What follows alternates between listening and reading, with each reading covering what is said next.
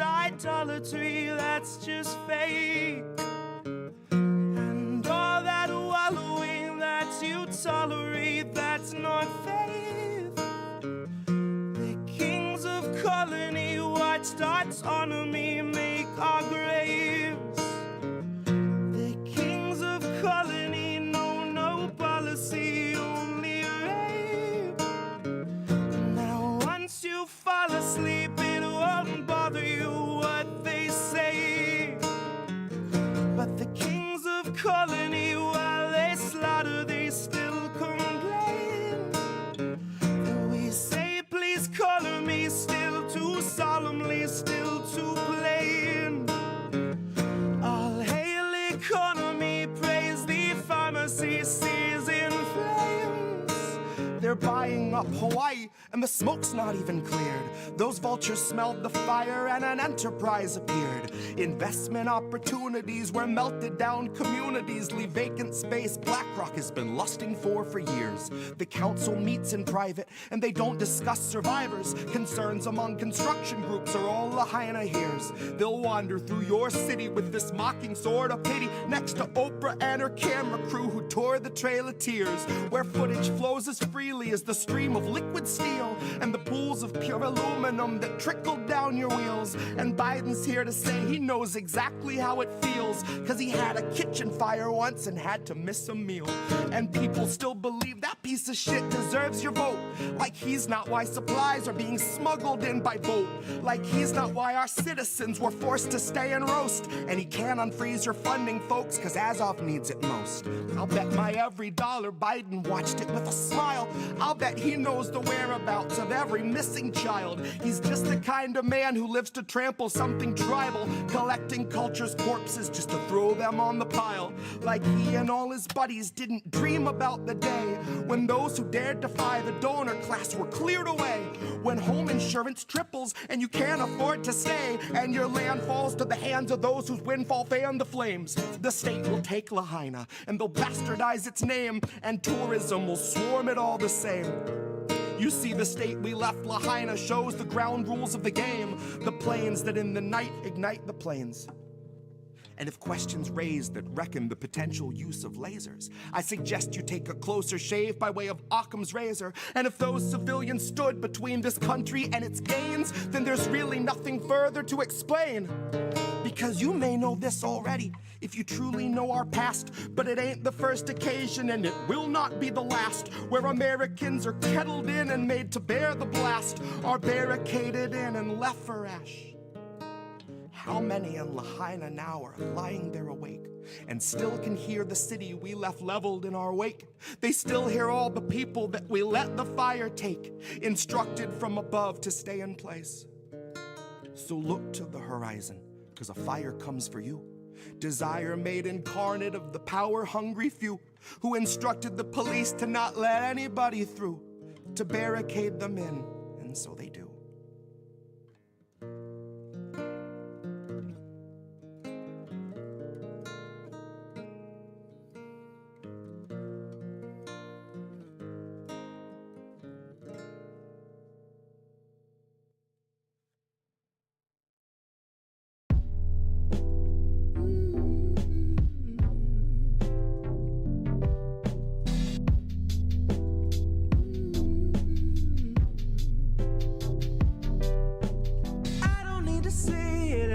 Myself, cause now you can see it. And I don't wanna say that I lost myself, cause I didn't need it. Whoever I was when it started, I think that they'll stay in the past. That's all that I've lost when it's over. I'll be happy with that. I'll be happy with that. I'll be happy with that. I don't have the inflection for commercial rap appeal, and I'm a little too subversive to be verified. Now if someday I can reach 10K, I'll retract it, I'll admit it, and I'll clarify. But in the meantime, I'll I'll be underground where the air's beyond rarefied. Honestly, it's barely there, and honestly, it's paradise. I don't have a label that can tell me how my lyrics aren't conducive to the royalties of parasites. I'm just one man in an 05 GMC with an iPhone 8 and a low-end mic trying to take down the DNC. Stay up late and go into a rage and record all night, then wake the next day like, damn, that's me. So trust me when I tell you that your fury will articulate the things you're afraid to believe. You can tell 'cause I shake when I speak, that there is anger in the air we breathe, and it is liberally applied like the label of progressive, slapped on every neoliberal spamming you their message, slapped on every Buttigieg who tells you cozy up to your oppressors. Pardon me if I don't trust a word out of Radigan the Lesser. Don't shut your eyes, love, the more you know the better. The worse you see, the sweeter. A peaceful revolution doesn't really fill a theater. A flint will start a fire, and flint water douses it. But if you think it's safe to drink, you must have skipped the Kool-Aid and gone for the ether. 'Cause I think you're fucking dreaming. Are you? No? Good. Me either. Alright. Let's take a short breather.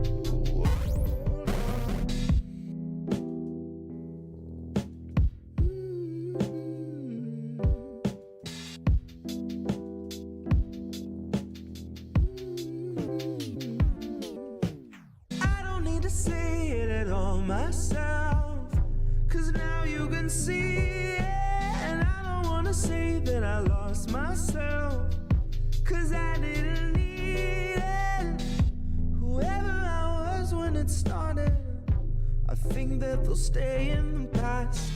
That's all that I've lost when it's over. I'll be happy with that.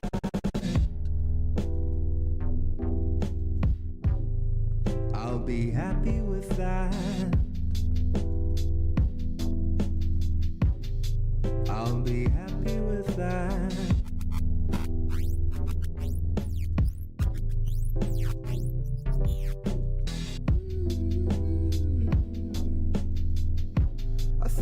They'll stay in the past.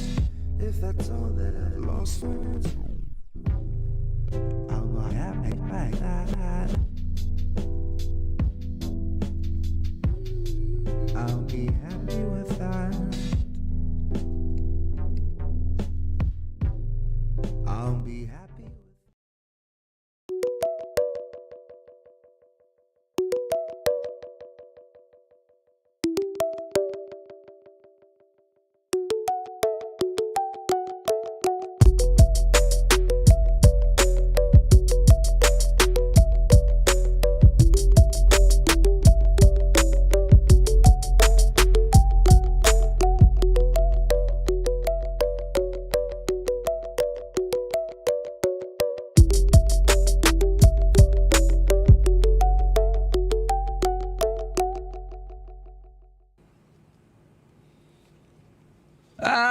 Who are these people? Hi, everybody. Look at that. It just went to you as a single. That's a rookie move for me.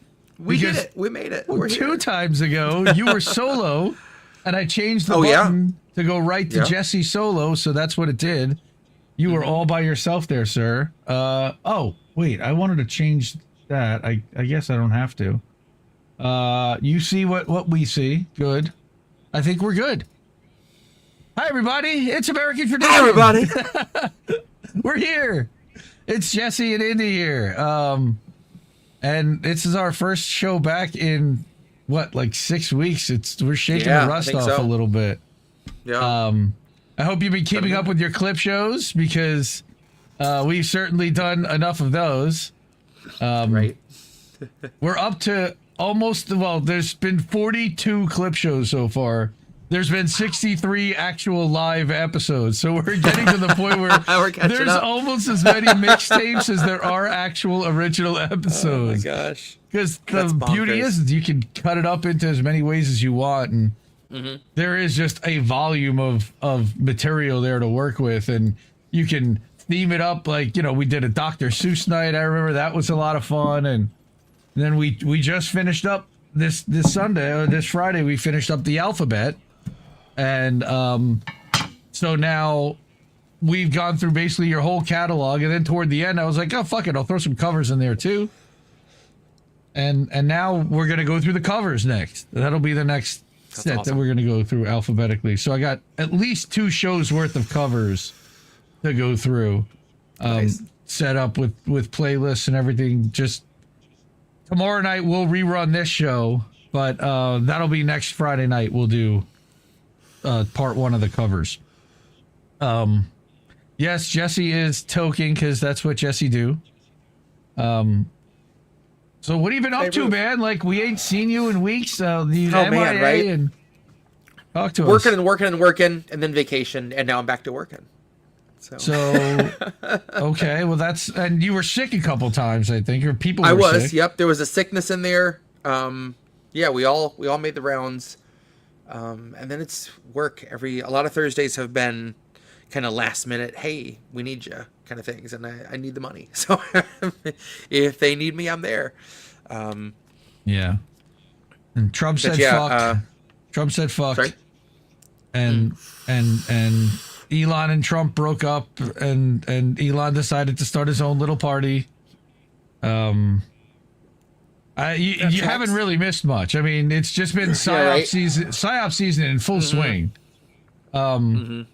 It feels like they they pushed Luigi back to the fall because he's sweeps season because they've got summer psyop season totally full. And it's just been watching head fake after denialism about shooting people that are starving and being denied any kind of aid for now 120 some odd days. It's amazing that, and I saw a video of somebody from inside a hospital the other day, and I'm like, how is it even that clean inside anywhere in a hospital after almost 2 years of bombing and siege and yet there is, an operating room that somehow they've been able to manage to keep pristine and preserved, and that's remarkable. While Israel continues to murder the doctors and healthcare workers and their families. I mean, it hasn't stopped. I mean, I hate to be depressing, and this is what we normally do on Sunday nights, but it's in my feed, and like you can't not see it. Yep. I mean, now it's been like 100 people a day, and it's almost like there's a quota. Yeah. Oh, I'm sure there is. I'm absolutely sure there is. And you wrote a poem called "A Prayer for the Promised Land" that has repeatedly kind of been on loop in my head for a while. It's, I've put it in the rewind shows and everything else that we've been doing because I just think that it's important for a lot of people to hear that. They are going to rebuild on top of that at some point, and at some point relatively soon, apparently. So I don't know, man. I need therapy. I need music. Yeah.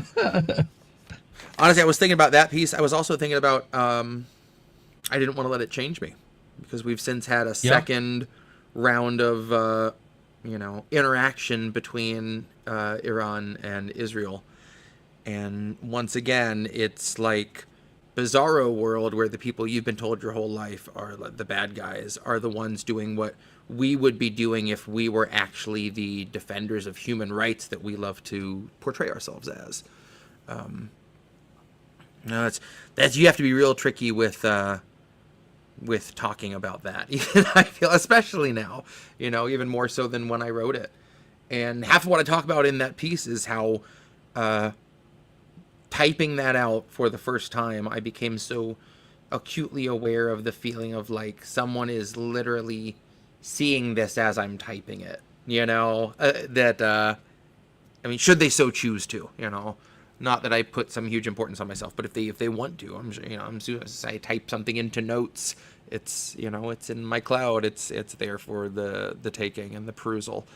And that was the first piece I ever like thought for a minute before I typed a couple lines out, because I'm like, but also that's if I was gonna, once we're at that point, we're cooked anyway. I mean, honestly, if your private writings to yourself that you haven't chosen to publish with anyone are evidence, as visible as evidence, then we're pretty far up the river as is.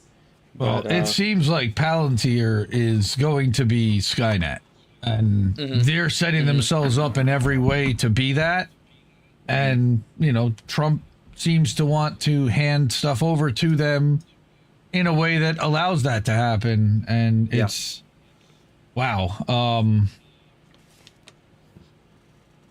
But there's also music that could be played. There's a ton of, there is happier music, lighter stuff. A lot of people have been going crazy about all this. First of all, the duets episode that you guys did, God, it's like 2 months ago already. Yeah. And then the tribute episode, like the gushy romantic episode that you came on here, and that was completely different. And that was fun. Yeah. That I don't think a lot of us are getting that kind of in our world very much these days, unfortunately. You have to seek it. It's not being thrown at you unless you decide to jump into the whole bread and circuses nonsense. Yeah. Then there was all the guess he'd something if he'd have voted Democrat. It was kind of that in reverse. No, not even, because of what happened in Texas. But now you got all the liberals, because Trump had cut FEMA funding and NOAA funding. They didn't know about the thing beforehand, and you had a tremendous amount of death and flooding and a lot of destruction, devastation down in Texas. And again, I hear those lyrics like in my head. It's stop doing that. But what else is happening? Let's see. There was a Third Eye Carnival. There was a ton of music played at Third Eye Carnival this weekend in Pueblo in Colorado. They had a blast. We co-streamed one day of it, like 8 hours of music on Saturday. It was podcasters and then concerts till like 11 or 12 o'clock at night Eastern. And that was really cool. Spiderland, I know, was there. Faithless Town, and like I think there were 15 bands that played over the 3 days. Damn. Yeah. I didn't know there were that many acts. That's awesome. Yeah, there were a lot. And what else is happening? My God. Well, I've been busy with I moved the podcast over to INN newsletter. So for those who do listen and subscribe to the podcast, like on Spotify, now there's a whole section on INN newsletter with all the video episodes of the show. Nice. I think I went back awesome. The last 15 or so, then uploaded the video. Before that, it's got audio. And I got to go back and replace all the videos at some point. Wow. Dry throat. Oh, that dab. But yeah, he really does, yes. But Charlie Mack is saying you've got lyrics for every situation. It's kind of spooky. Again, I was saying to him before, Radigan, Mayor Pete, he keeps showing up in my fucking feed. He grew a beard this week. Why? Because Zoran Mamdani grew a beard. So he had to show up growing a beard. Unbelievable. God. And then, so I decided to play Radigan tonight for that. What a putz. Oh my goodness. They have nobody on the bench. They're absolutely cooked. I know. And their messaging, their narrative, their focus is completely off. They're still trying to do mental gymnastics around Israel, which, again, that's where the money is coming from. So they have to figure out a way to dance and make peace with it, because that's where all their leadership is in lockstep with Trump, and they don't know how to square that. No kings while we don't do anything to substantively challenge alligator fucking Alcatraz. You know that's got to be the name of a song or a piece at some point. I'm sure that there's something being written with that in the Jesse Jett catalog. Nah, someone else can have that one. Honestly, it's been a minute since I've written a new piece, and I think a lot of what's going on, for the most part, isn't lyrically inspiring in the same way, because a lot of it is the unfortunate we told you so that we didn't want to have to fucking see and do. We spent the whole Biden administration trying to get people to pressure the Democrats to give us better and give us a candidate that is actually, it's Democrats, and they're not going to do that. But to either ask more of your Democrats or ask more of your candidate you're willing to put a vote into, and don't throw it in the Democratic garbage disposal. But that's what people did, and then still wanted to, scream at us for tanking Kamala's campaign for her because she was so apt and empathetic and brilliant. And now it's like, this is exactly what we thought was going to fucking happen. Here's more surveillance state. Here's more out in the open fucking corruption and deportation and you name it. And this is exactly what we saw happening. And it's like, it doesn't feel good to have been right about that at all. But it's I am in no mood to go try to rally people up right now who didn't want to hear it before, just because they're willing to suddenly hear it right now. Only conditionally, mind you, only because it's Trump. It felt like I needed to find either a different way to pitch my message, or just a different avenue to try to sneak it into. And in fact, right before, hi Brody, right before we went on vacation, I went to an open mic in town that is very busy, and really prides itself on being a freedom of expression place. Whatever your thing is, come do it here. No judgment. Come do your thing. Speak your mind. So I was like, let's put that to the test. So I came, and I decided to do a bit of a disclaimer first. And honestly, that might have been my favorite part of the whole thing, because I got up and I said, I'm about to play some extremely political pieces. And I said, it's not lost on me what it means to bring that here. I'm sure a lot of you feel politics shouldn't be in this space. I would argue that it's the most important space to bring politics into, because you've got musicians and artists and compassionate people. And I said, most importantly, I do not represent a politician or political party. They do not give a fuck about you. We are the only people looking out for one another. And everyone started clapping right at that. I was still talking, but all of a sudden that garnered applause right there. I was like, all right, let's fucking go, And I said, oh, Brody, you're yanking my headphones, dude. Hang on. Stop. Cats. I said, that when the shit goes down, we're the only ones who are looking out for whether we have our basic needs. And I said, a lot of what I'm going to say tonight might sound controversial, And to be honest, I said, I'm nervous to say it. And I shouldn't be, because I know it's the truth and I know it's right. And there are things you see right now that you know are wrong and you're afraid to say it. And you don't need to wait for the rest of the world to stand up and say this is wrong, or to get your Facebook profile banner that says who you stand with before you trust your gut and admit that what you see is fucking wrong. And they clapped again for that. And I was like, all right, maybe I should not do these songs I'm about to do. Maybe I should just keep talking to these people, because like this is fun. This is getting good, you know? And you're getting like a Carlin moment. I did. I really got, you know, people were fired up, and it was beautiful. And I'm trying to remember where I went with it after that, but I just said that, you know, I have a show on the Indie News Network, and I said we really do our best to get people to ask more of their elected officials and realize that we are being, you know, put in this loop from which there is no escape, and we're being bled dry. And again, people were fucking on board. And I played Depop Culture, and it went well.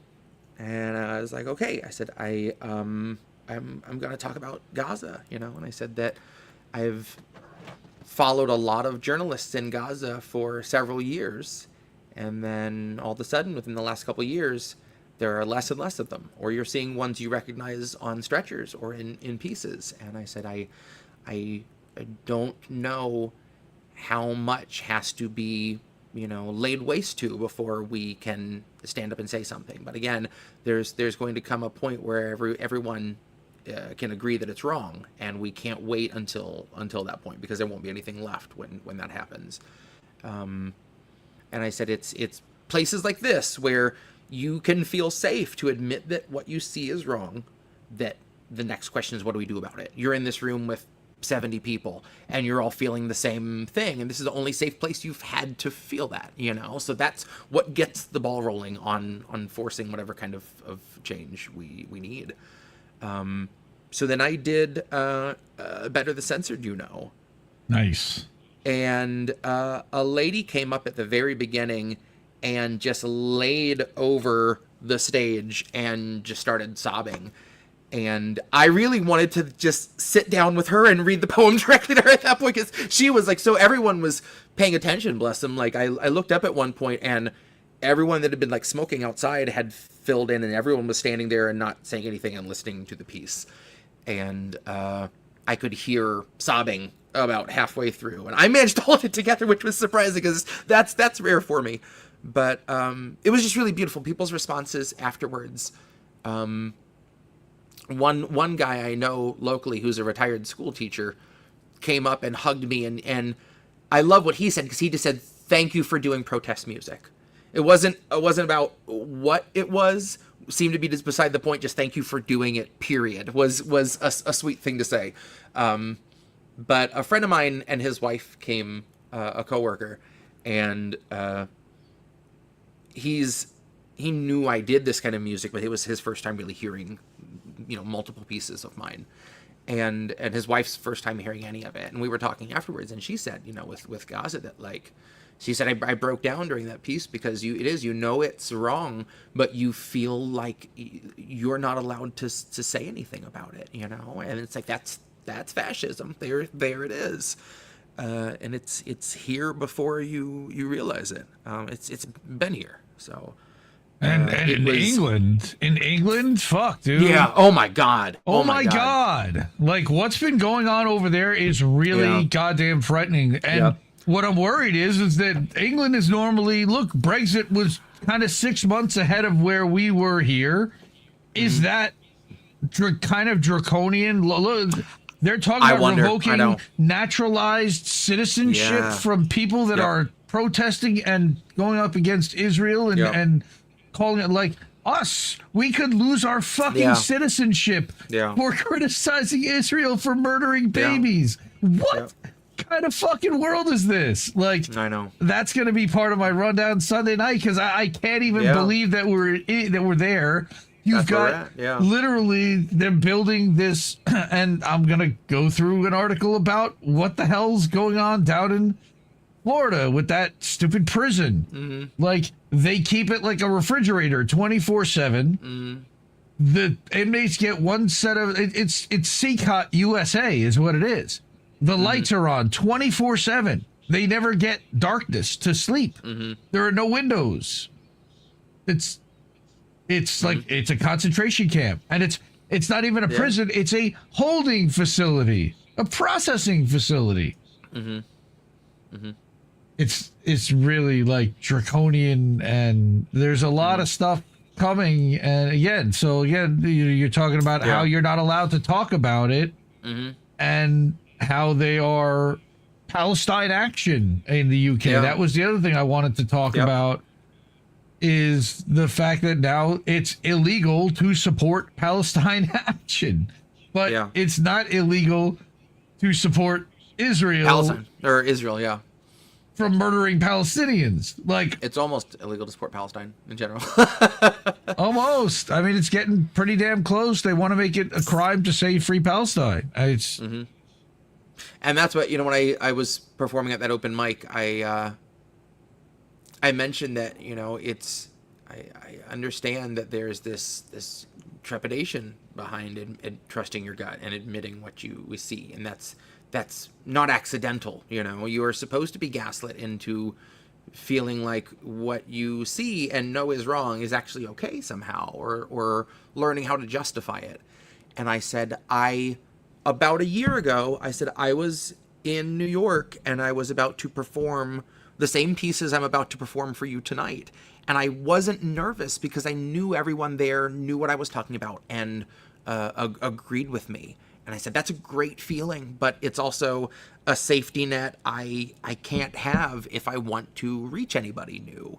And I was like, bear in mind that I just, want what's best for everybody in this room and everyone globally. I said, I don't feel that it's, when I say you shouldn't feel intimidated to admit that, people shouldn't have to fret for food, clothes, medicine, that working 40 hours a week shouldn't land you in poverty.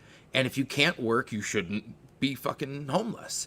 And I got a clap on that too. And I was like, I think the next time I come here, I'm just going to get up and rant. I really do. I think the songs and poems went over great, but it was a really nice feeling to just start whipping a crowd up into a frenzy and then talking about taking care of your neighbors and checking on your people and growing some food and like feeling like people were, on board. It was a really great feeling. You got a show here to do that too, Right. That's what we try to do. But here. It's such a unique feeling to be in a room of people that don't know what they're in for and start into these pieces. It's a very, very different ball game.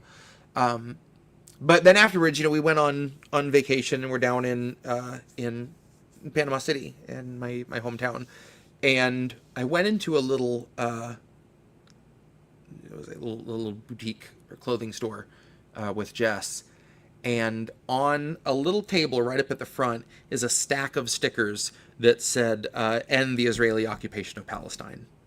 Nice. Hot damn! And I went up to the lady. I was like, I gotta buy one of these. And she was like, take one. And I said, it makes me so happy to see that. She goes, yeah, there are a lot more of us around here than people probably would expect, or something along those lines. But I talked to her some about what I do. And a few nights before, they had just had their first meeting of a Panama City Food Not Bombs chapter. Oh, look at that. She said about 30 or so people packed into this tiny little place to have their first meeting and get the ball rolling, and they're off and running. So I told her about Keith, and just how that's not something I would have expected there 10 years ago, and it's so nice to see. And when I go back and visit around Christmas, she said I could come play some pieces and do a reading. So I'm going to set up something there. I might try to record a few live pieces while I do it.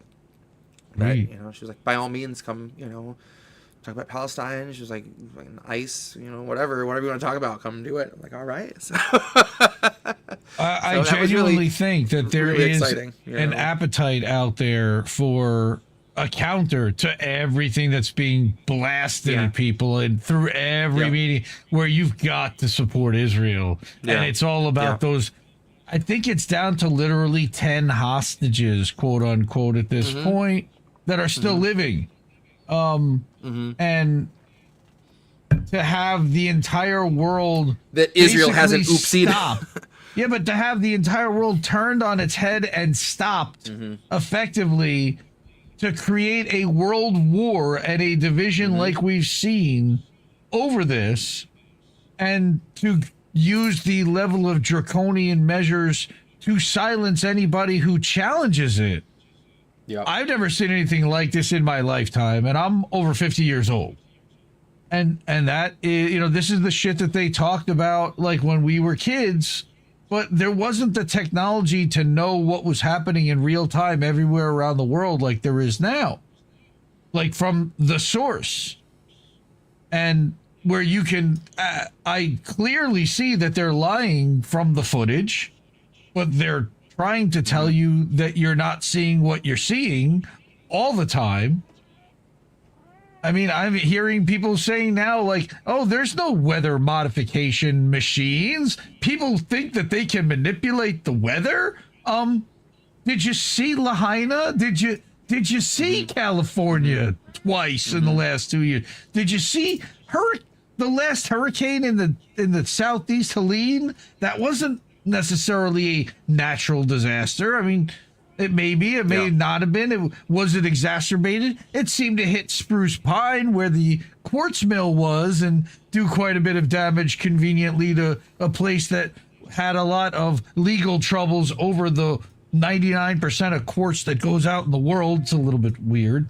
And we talked about that. Funny enough, the only time you two came on How Do We Miss That? We went through the whole thing about what happened with Helene and how the Biden administration just abandoned Western North Carolina basically because they didn't think they were going to win that state.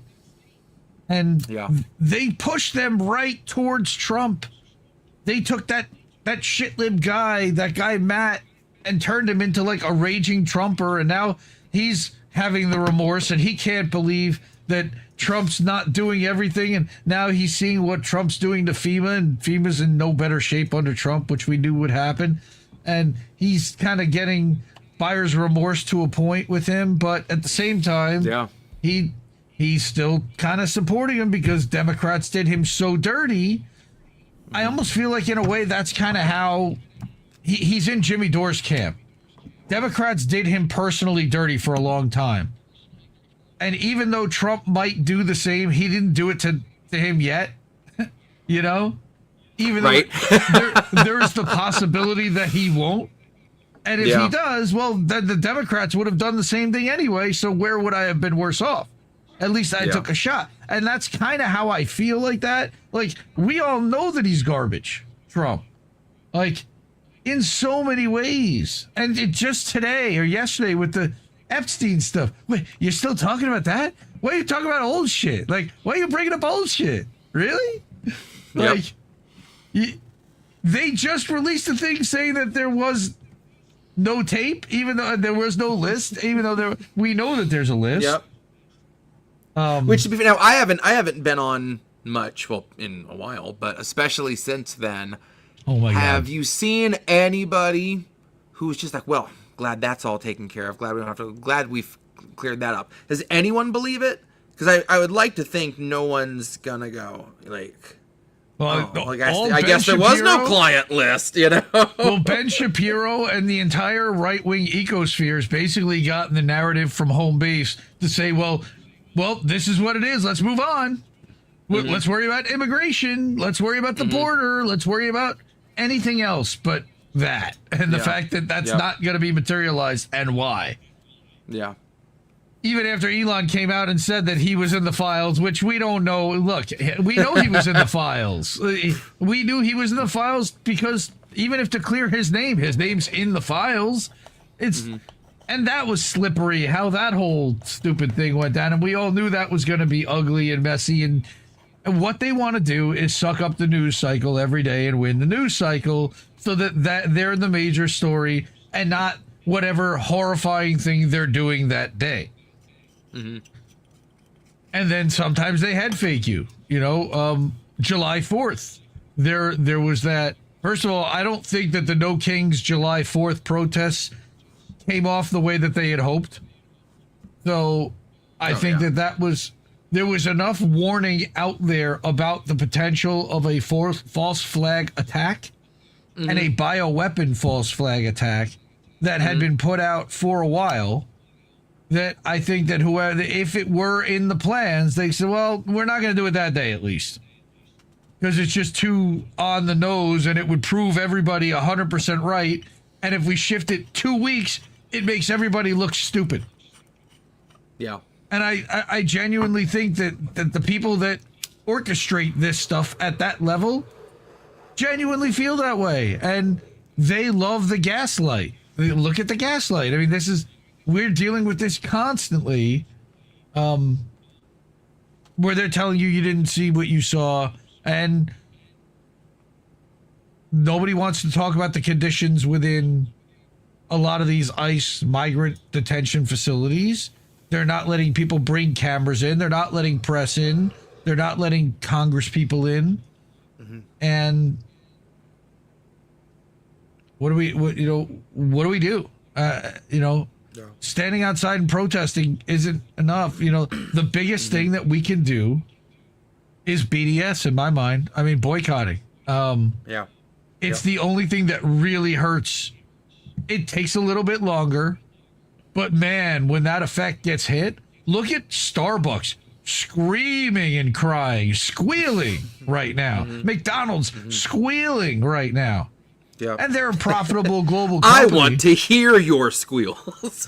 But I definitely now Palantir not squealing. Palantir is they're living the high life right now, and that is very scary.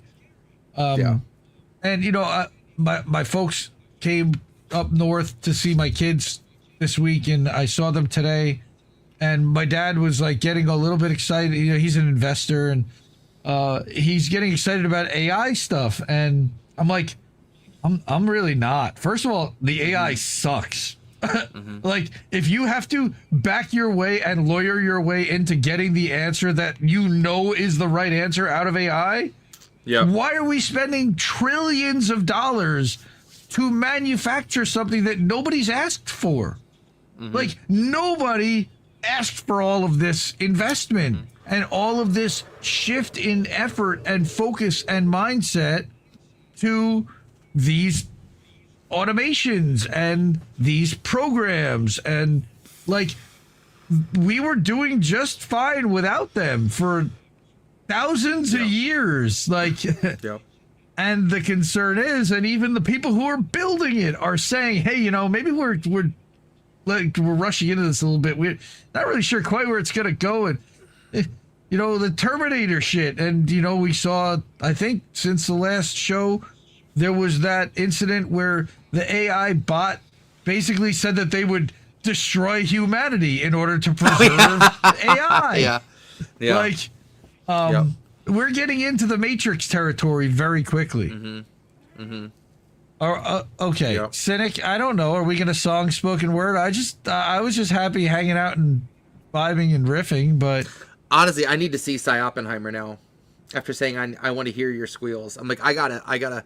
How easy is it for you to fire up a video on here? Can we watch a Cy Oppenheimer? I do have a Cy Oppenheimer. Let me see if I can make that happen quick, because I think I need to do a new one of those. I really do. Saved. I want to. I wanted to write a spot for him to. Hi, you want to come up? For him on clandestine radio, have a spot where we get a Cy Oppenheimer. Well, you've got to have a political ad on the radio, right? Sure. So you were going to talk about that was something you were going to actually talk about, was your idea about the new album and. Ow! Come here.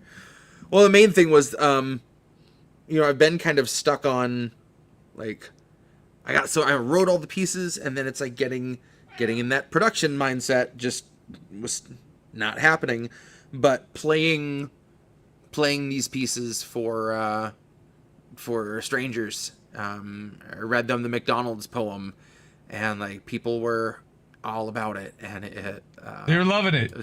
It just made me feel like, I need to get this out so I can make the rounds with these pieces and like go play them out and actually put these songs to work, and then feel like I'm free to start writing again, because I need to.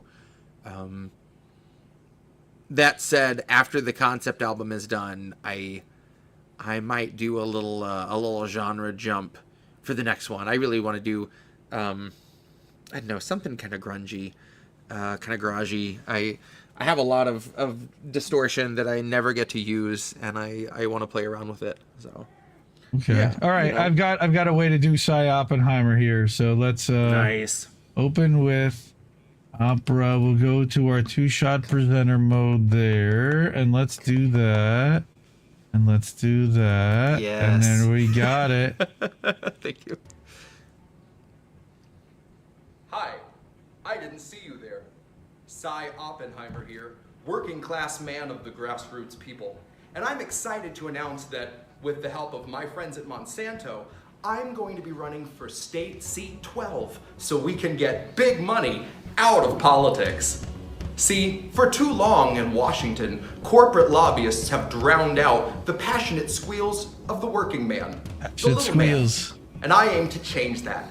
I want to hear your squeals, because your voices matter. Your stories matter. That's a value I share with the big families at Unilever and PepsiCo. I built a career out of fighting for the underdogs, like Amazon and Boeing. And now I'm ready to take the fight right to the corruption in Washington, D.C. If I can count on you to contribute a mere $27 to this campaign, I can get to work making sure $27 feels like a lot more money to you next year. And now, some classic bamboozling, and you're going to eat up every second of it. I have always been a staunch supporter of the concept of a living wage. I am a tireless defender of Medicare for all in theory, but I think we can all agree it's a slippery slope. I believe that America can be virtually accessible to practically everyone. Education is a critical, fundamental cornerstone of the basic building blocks at the heart of America's essential understanding and core cultural knowledge, capacity, tools. I'm Cy Oppenheimer, and my inhuman corporate owners approve this message. So I do too. Cy Oppenheimer. Oh my God, real so change good. We can talk about. Rewind to a change won't make you wait in such a Rewind. line. Life's not just Ladies and gentlemen, my one attempt at viral marketing. Dude, fucking hilarious. Political satire. That is totally nailed the brand. Now, this is teasing the grift, so we're talking, what, 3 years? Yeah, I actually just got my heads up last week that Home Companion, well, and by extension the grift itself, hit 3 years. Yeah, so here's another one. 220. Oh, by the way, that's another thing, and I was going to talk about Sunday night. 2 minutes and 20 seconds. R.I.P. 2 minutes and 20 seconds. Yeah, what the? I'm worried that all of a sudden they're gonna go, oh yeah, we fucked up, and they're gonna fix it, and then it'll be gone again. But I'm about to be posting some videos. 10 minutes now, even if you don't have a blue check from your desktop, and allegedly, if you're on your phone, you could post a 6-hour-long video to Twitter without a blue check. Damn. Because somebody tested it, and I got the article. I shared it around. I'm going to show it on Sunday night. I'm kind of teasing my whole show, but... That's crazy. Hi, Cy Oppenheimer here, working grass man of the grassroots people. And you know, when I was a young tyke running around my father's gorgeously appointed mansion, I looked up to the Democrats as a party of hope, trust, and kept promises. But the Democratic Party of today is largely complicit in stonewalling the progress of the American people in the hopes of furthering their own outlandish wealth. And that's why I am running as a Democrat. Because I am ambitious enough to take this moment so in history and Mamdani. use it to my advantage. Oh my God. And you're all just desperate enough to believe in me. And that is how we win. See, with corruption running rampant and greed The Democrats taking are over corrupt, and DC, so I'm many running as a Democrats Democrat. are taking plenty more than their Holy fair shit. share and are lining their pockets with thick, swollen wads of corporate cash. American politics has quickly become an all-you-can-eat buffet of bribery and insider trading. Which is why it's imperative that you get me to Washington immediately. So with the help of my friends Or the at BlackRock, New York City I mayor's intend to office, it charge doesn't into matter. the burning building that is our political my landscape God. and to single-handedly do what no politician before has managed to do. Completely overhaul the entire system, convince the wealthiest Americans that they've had enough, and finally get our elected officials to make good on their word. And that's a promise that comes from me and Raytheon CEO Greg Hayes, who is my legitimate son, Reagan Kissinger Oppenheimer's godfather. I'm Cy Oppenheimer, working class grass of the man roots people, and I've been told that I approve this message. Thank you. May God bless every American with a median income of at least $75,000. Cy Oppenheimer. Change you are absolutely going to believe in. Suckers. Holy shit, it's so good. Oh my God, who made these? You made all of them? No help? Holy shit, these are so good. It just gets better. The third one might be my favorite. Oh, the third one is so good. Oh, yeah, here we go. I got it right here. Oh, I so miss good. these. We did this during one of the clip shows. I mixed them in. I think for the Do Decadence one. I can barely breathe in that shirt. Cy Oppenheimer here, Democratic Progressive for State Seat 12, and I'd like to speak to you about one of the most serious issues facing me. Some of you are aware the Oppenheimer campaign has become positively embroiled in scandal. Some of you may have heard wild, unsubstantiated rumors of myself arriving at a tennis event in a drunken stupor alongside Boeing CEO Dave Calhoun, a longtime personal friend who I have affectionately known as the Hoon Dog, and aggressively flashing a passing senior center tour van. I would like to declare wholeheartedly and for the record that this was demonstrably false in every aspect. I would also like to announce my plans to run the entire interview circuit as a gesture of good faith. And to further illustrate my sincerity, I'm partnering with the good folks at Blue Wave Books to release my side of this ugly debacle. There in a flash, the true story of how one van full of lying seniors almost derailed the political aspirations of America's most promising candidate. You gotta go with the book. Thank you for your time, and as always, God bless every American who believes me. Last stand, I came to deliver.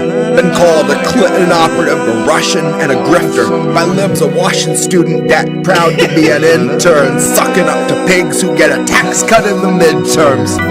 You cut the ties but never heal the wrist burns. Capitalist shackles wrap and penetrate like ringworms around the necks of those whose deaths will not affect the king's purse or the coffers of the company the king serves. Like every once in a while, there'll be a Boeing thing that comes up on AM Wake Up, and he'll bust out a Hoon Dog thing, like out of nowhere. He'll just That's awesome. he posts more Jesse American Tradition stuff to the AM Wake Up's channel than I do. So all credit to Greg. I love him for it. You know, That's it's like fantastic. And he pulls out like trigger warning, dark and dystopian. Like that's years ago. He's got that saved on his phone somewhere. It's like, bro, that flatter, love it. That's awesome. Yes, very cool stuff. Let's all right, now we've had some laughs. Let's get the ball rolling. I think I've only done this piece once when I was doing like stuff for the new album. And as such, I know I am not 100% familiar with how every line is supposed to move or flow necessarily. So there might be a couple moments that certainly won't sound like the last reading, and definitely not like the album version will sound, but let's shake the dust off. Nice. This is a spoken word piece called Unmoved and Unflinching. Oh, I don't have this one. Okay, new. You sure? I'm pretty sure we've done this one before. Have we? Yeah, I thought I did this once. Because I'm pretty sure I'd done, maybe not. I don't think so. Oh, well, let's find out. All right. Unmoved and unflinching, a privately appointed judge attends his maiden lynching. Not the last assassination he will follow through. Not the last whistleblower led into their tomb, who bled into the stream until we had to see it too, and couldn't let the ones we love keep watching doctored news. Unflinching and unmoved, lapping every drop of gristle coming down the tube, that old familiar whistle, maybe not familiar yet to you, but it's the sound that rained on Palestine while you were hitting snooze. Hitting every note the occupation asked you to, right down to the last of you. And this is what our ruling class decided will be normal, dressed to the nines for nuclear winter formal. My dream theme for the Met Gala is something more the form of Roger Corman, a mass of parasites that swarm inside a pool of organs, and it's a poor performance, by which I mean a lavish fascist show to manufacture hope from all these broken proles and all these soulless human drones who lug the loads of those who rose above the sea of torment, like one day they might magically ascend to the elite assortment of those who've paid a gravely human cost for huger portions. Well, I cried out my remorse with all my vocal cords. I spent a while lost for words. Eventually my voice returned. Remorse still ain't reforming. Your so-called moral fighting force is past reforming. Your skinhead bastard badge command is past reforming. Your cancerous hands hold on to power solely through the dumb luck of the shape of their contorting. Curled like rigor mortis in the corpses of our senators, defying modern science and biological conventions by continually waking and showing up at the Senate like it's any other morning. As morbid as they may appear, they keep all their appointments. Their liquid lunch with lobbyists all blood anointed. Here they take the floor like they were willows, lost in mourning, hunched across their podiums. Their warped, distorted forms depict our biblically accurate glory. Hideous in sight, song, and story. But lo, tonight the censors rise, the editors are swarming. They will soften every blow until there's nothing worth reporting. They'll mop up all the gore that it might never be recorded, to bury billions more than you had thought you'd seen reported. Tallied off the books with 0 warning, 0 second glances, 0 seconds left to take a breath before the world you know begins deforming. Before you've been disarmed and cannot hold your own or pray for mercy faster than the sea is warming. Roasting dreams of white sand beaches, washed away by coral bleaches. Plankton starves, the food chain seizes, snaps in pieces, nature ceases. Burning plastic ocean breezes, vinyl chloride tar secretions, policy conducted by a shadow hand with leprous lesions, contagious like its dark allegiance. We the people, livestock of legion, red as every shore where lands its regent. Everywhere in reach it seeks to shake out every resource from the region, and lust for blood does not give way to reason. These long unanswered pleas are just the grease the system needs to feed on every root and seed, then start consuming all beneath. Our temples promised ruin, our dead we promised sleep. Unflinching and unmoving, yet insistently they speak. Like the last surviving druids in a world devoid of trees, unmoving and unflinching, as devout as one can be, who can carry forth a message they themselves may not believe, and worship what they know they'll never see. To some that sounds romantic, but it's heartbreaking to me. Not this holy Roman fanfic you're so desperate to conceive. So immaculate its record, every exploit truly brave. Now on behalf of the exploited, can we get a USA? If not for you, this nation might not be up here today. So we see you, and we hear you. Get the fuck out of the way. I mean, don't forget to vote. Now get the fuck out of the way. That is Unmoved and Unflinching. I heard like a cadence toward the end there of something that almost sounded like Kings of Colony. And it was right toward the end there. It was like, oh yeah, yep. Yeah, that, yep. A little gallopy, little, yeah, I can see that. So, Through wow. lines. Well, I'm glad you said that, because somewhere on this record will be a moment where we get like a praise station, like a worship station, and I want to make my own choir vocals and do a moment of like a full choir version of Kings of Colony.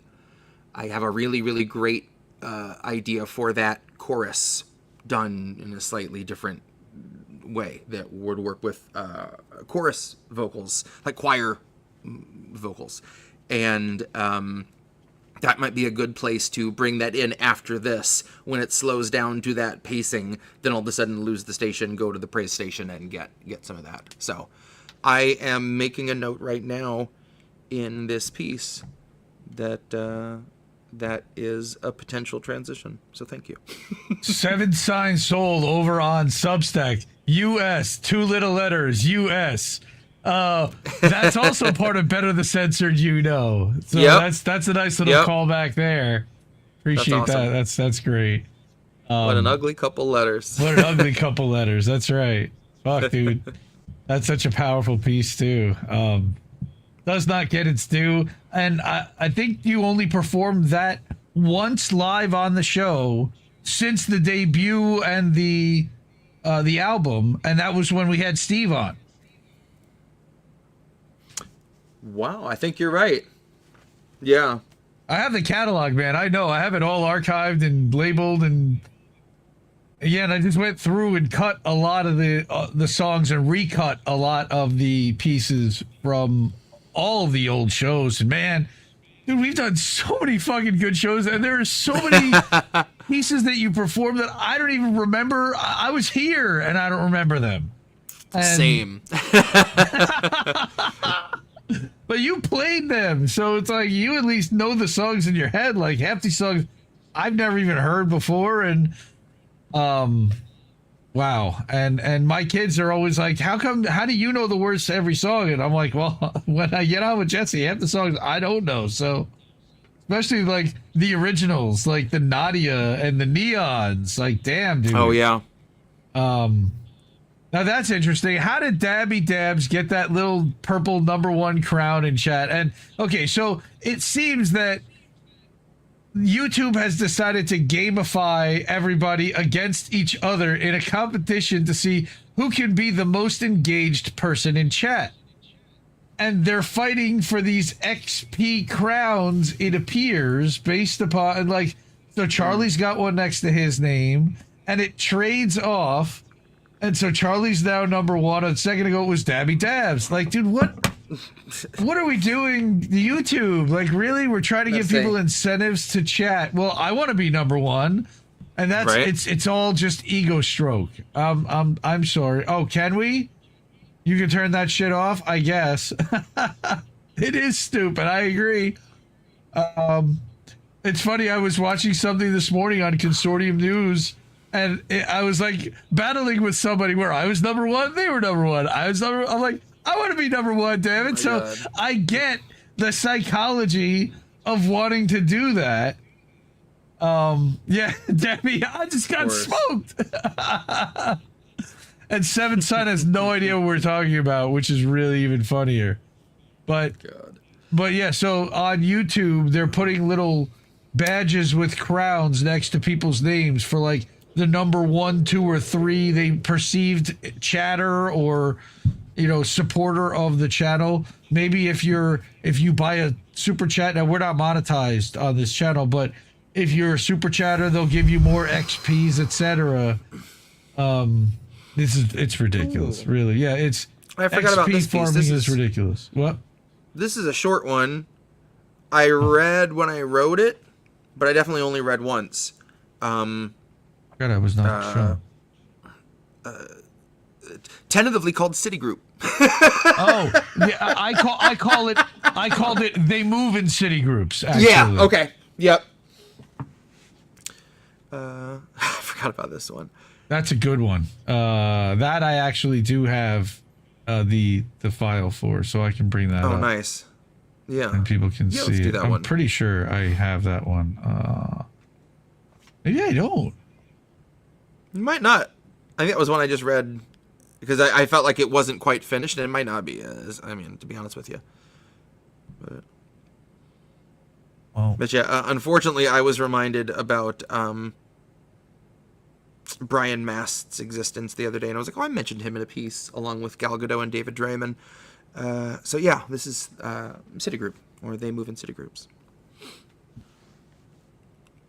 They move in Citigroups. They work in child cancers. They staff directors' boards.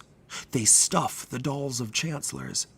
They thread the cords that lift them, or make them scrape and bow, and then they simply snip them once all their use runs out.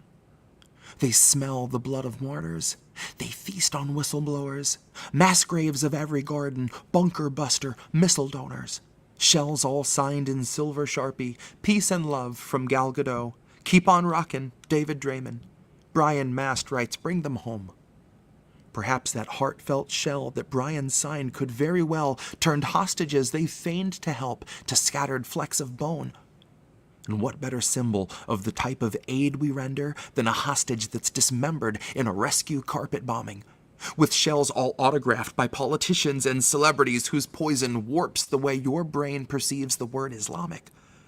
Our relief is not sincere, and yet so far from comic. It's a crate that crushed your brother, filled with old expired condiments.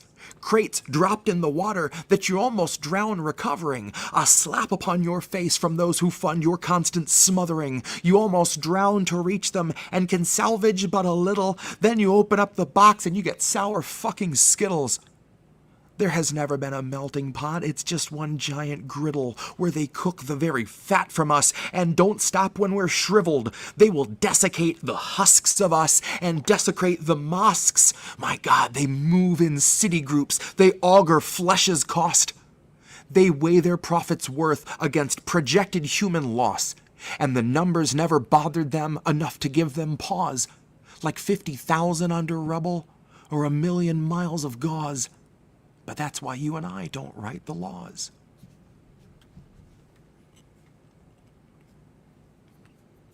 And that is Citigroup. They move in Citigroups. Yeah, you might get sued if you just call it Citigroup, so you have to be careful with right? that. Shitty group.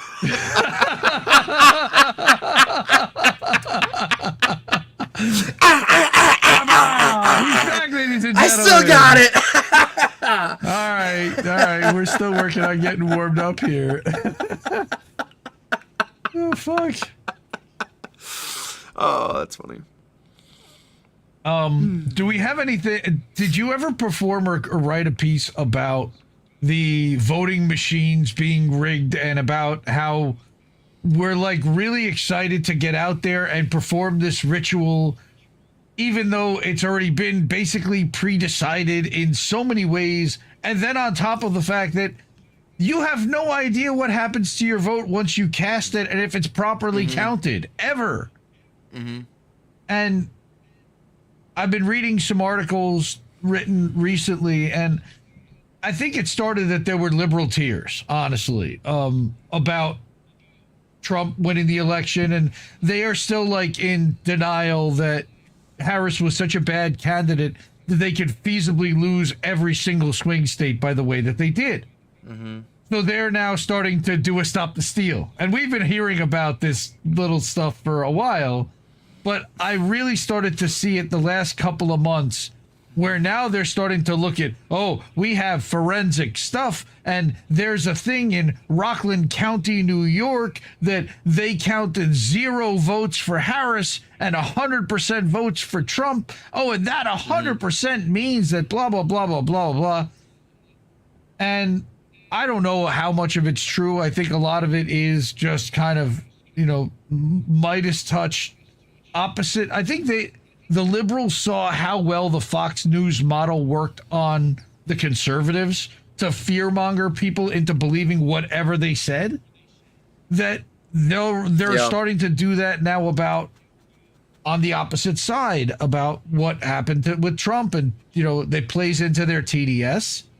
It also is, look, Trump did spend years trying to get his people into places of power where when the election happened, they would have all the levers of power under their purview, their control, their oversight.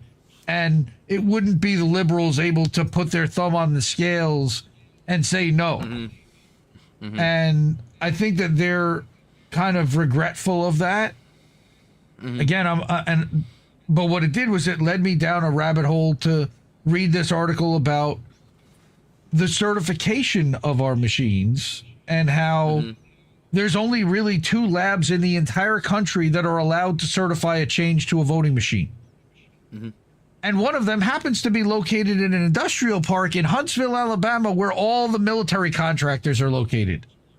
And the guy who owns the voting certification company, he owns the building that also houses the company, as well as one of those defense contractors. So, we've got a guy certifying our machines that's leasing out space in his own building where he's certifying those machines to defense contractors that are getting all of this money and are involved in military technology and who knows what. The potential for wrongdoing and lack of oversight is stunning. And it's like the people just want the illusion. I'm watching a real play of real actors doing something real, and you keep trying to ruin my good time and telling me that it's not. And I can't describe that feeling, but that is like Buzzkill Bill almost. I feel like people look at me as Buzzkill Bill because everything always comes back to, oh, well, that can't happen because of this corruption. Or, well, that's not going to get done because so-and-so is bought off by this, and this guy's pissed at this guy, and because of that, that's never going to happen because their programs will never work together. Like, the minute you start looking and piecing all of this shit together in, not just in your head, but putting all of this on a globe, that people start to get mad because now you're raining on their parade for the potential of something happening. Well, you don't know. This will be the most important vote you'll ever cast. Now watch them toss it in the vat and see it melt into the surface. Pretty much. Communism Taylor's version. There you go. And call it the Great American High-Speed Rail Diversion. Yep. What was another... another voting machine line. I mean, it's just been so frustrating. And so few people care about it. It's become a total partisan hacky thing. Where they only care about it when they lose, and when they win, they don't want to look at it at all because they don't want to possibly learn that they won by fraud. Yeah, and that they didn't really win. And until we get rid of the machines entirely, and we, go back to the hand-counted, hand-marked ballots with proper representation from the candidates overseeing those counts, I don't know how we ever fix this. And again, with the technocrats in the way they are, now you're talking about digital ID, and wait till we're going to be voting on the blockchain, everybody. They want to accelerate this entire technology atmosphere beyond something that we've ever experienced, and we ain't seen nothing yet. Too, I want to read this before the iPad dies, because you made me think of this when you were talking about people enjoying their theater, and who the hell is going to want to tear themselves away from that and listen to the guy trying to poke holes in the fantasy. Here's Meat Speaker. Seventh sign. It's Rockland County, New York. Rockland. All right. Here we go. Our greatest threats are lesser evils, joining hands to hold us back. Worried looks from heartless people, tearful words from soulless hacks, faux concern from thieves and rapists, thoughts and prayers from Epstein's friends, moral laws from fascist racists, healthcare laws from Cigna's pens. bought and sold. Progressive leaders say we're starving, much too loud. But all I see are meaty speakers talking down to hungry crowds. Squad and all their sleazy leeches feast on workers plump with clout. They stalk them through the tallest grassroots, track the unions, drag them down. Reap their labor, eat their labor, none too proud to suck it out, none too shamed to freeze your wage, then beg for change like fund me now. Rush me $20 or our democracy will surely drown. Rush me $20 so we can cluster bomb 100 towns. Rush me $20 and once you've emptied out your bank account, you'll get to say you've made us proud and BlackRock gets to take your house. Just rows and rows of perfect clones of vacant homes, all razed to bones, then carried off by corporate crows, beneath a gaping sky where nothing lives and nothing grows, but hungry money swells and bloats, and money-hungry grifters gloat to fleece the coats and trust and votes of sheep and sacrificial goats. They coax their hopes like open throats, where leeches feast on helpless hosts. The offer sees their beast invoked. The BlackRock altar belches smoke. It rises that the world may know they've christened 2 new CEOs, one for press and public show, and one that just the board will know, who wears a crown of migrants' hands and smiles when the cities flood, who's been anointed head to toe in workers' rights and children's blood, who bought the bill that soaked organic vegetables in fracking mud, who made his billions banking on technologies for tracking us, who filmed us every day as we kept smiling where the camera was and streaming from our cancer clusters, chatting up some Langley bugs, who will take the time to listen when you think that no one gives a shit. They're nice enough to help you sew your discord into stripper clips and lead you to an act that they have planned out like a business trip, show you where the buzzwords go when manifesting manuscripts. It's manufactured terrorism, crafted by precision tip, sanded past all recognition, ground beneath clandestine grit, carefully conducted by the feds in the orchestral pit, watched by millions, none the wiser, smiling wide, applauding it. So who yells fire in the theater when they don't smell the hint of smoke?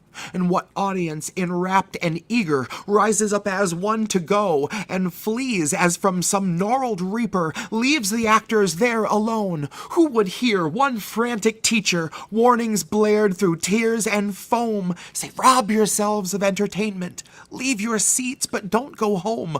The war outside is greater than these actors care to show. We've one night left before containment.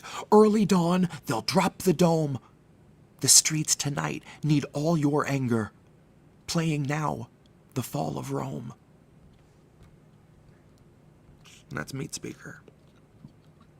It almost doesn't feel right without hearing Mitch the Glitch McConnell in there. You know? This week, we've had some good bipartisan... Yeah, it was just he broke. We broke the Mitch. Mitch. Is he stuck? Mitch, do you want to go back to your office? Do you want to go back to your office? I think he just shit his pants. Yeah, Dabby Dabs, yeah. Symbocrats still the dumbest shit from cuck publicans. Cancel culture, jacked. Virtue signaling, shamelessly jacked. Fear mongering, hijacked and centered. Yep. Hell yeah, bro. Yes, that is absolutely what it does. You know, and they only take the worst part of it. Oh, I see a Malecki sighting. What up, dude? We got a kitty in the house. All right, yeah. So that was Meat Speaker. Come on, we got to do it like Meat Speaker. We need hot pockets. I need to isolate that and make that a fucking thing. For we my should. board. Meat Speaker. There you go. That's great. Yeah, I keep coming back to like the grift just keeps resonating over and over again. You know. Yeah. But also, some of the stuff is starting to age out, I notice. You know, a lot of... Yeah. A lot of the Biden stuff. Kissinger's at home. Joe said if you'd vote for him, he'd abdicate his throne. It's like we're past all that now. It's like, and they're great pieces, but it's like, all right, now we need. Yeah, it's so different. I know. We need this environment of. Yep. Yeah, timely is absolutely right. Seventh Sign. Yeah, it's crazy. Romulus and Remus versus Cain and Abel. Interesting. But yeah, I'm gonna get all you guys with the chats.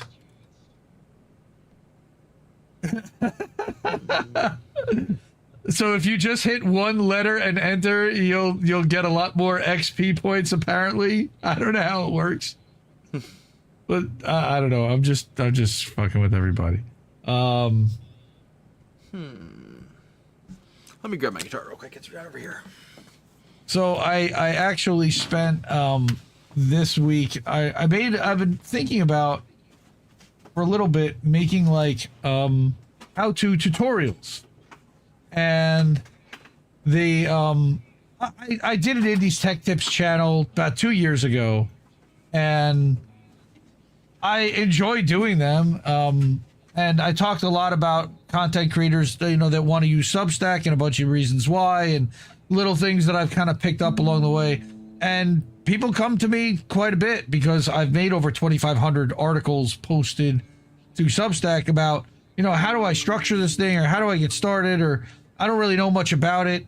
And the other day, somebody was saying that they weren't aware that video posts were a thing, that like you could actually make a video post which becomes a podcast, and that people can watch on their Substack app and on their phones, and on desktop as well, and it's ad free, and it gets emailed out to your mailing list, and there's a lot of benefits to that. So I put together a quick 30-minute video, a tutorial video for anyone that does want to learn how to use Substack.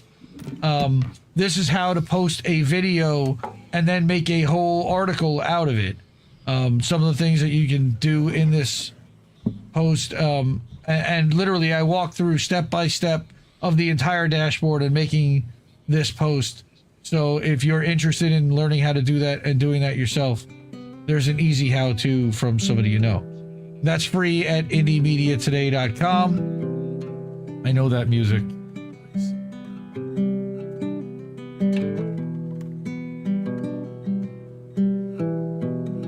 All right. As you see, we've got our performer back. Oh, Reef is here. What's up, Reef? On the Lord of the Rings references? Well, we've got Palantir and Andoril and lots of other ones for sure already.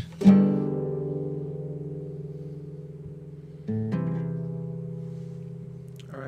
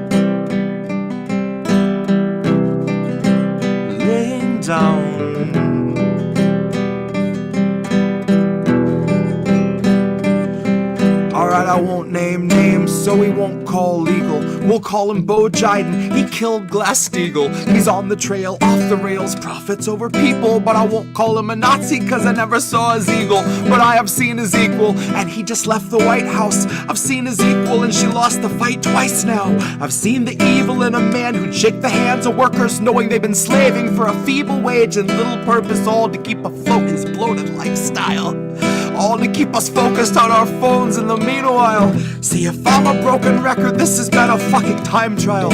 But I will not go quietly into the future I'm supposed to hand to my child.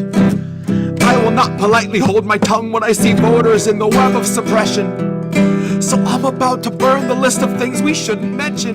Alzheimer's causes bouts of both confusion and aggression. Sentences that fall apart in paper-thin patience. And I have not spent the past 4 years practicing critiques only to need them for the next administration. But part of me would love to vote for Trump to really stuff you Biden diatribe junkies who would tie us to a chair to watch him push out Bernie Sanders, say he needs to just accept the loss and have your little celebration. Well, I don't know about you, but I have too much love for this misguided nation. So I can't take another president who treats the world like he's a wealthy tourist, just too good to talk to all us Haitians. My only choice should not have to be trading one president who chews at the Achilles heel of race relation, who plays up all our prejudices, fears, and darkest motivations, for one who hands us over to the corporations like we've all been sex trafficked, and I wish that was exaggeration. But it's part nightmare, part fascination. It's mostly fascists saying we're a cushion generation, while they got the funding made to lift you out your station. While you miss your shift at your third job cause you can't afford your medication. And now the pain of your mobility is tied into the need to keep afloat and keep your family just a side of devastation. And here's the catch to immunization. You might get to have a say in what they give your baby, but in 20 years that baby better be prepared to pay right through the nose to be inoculated.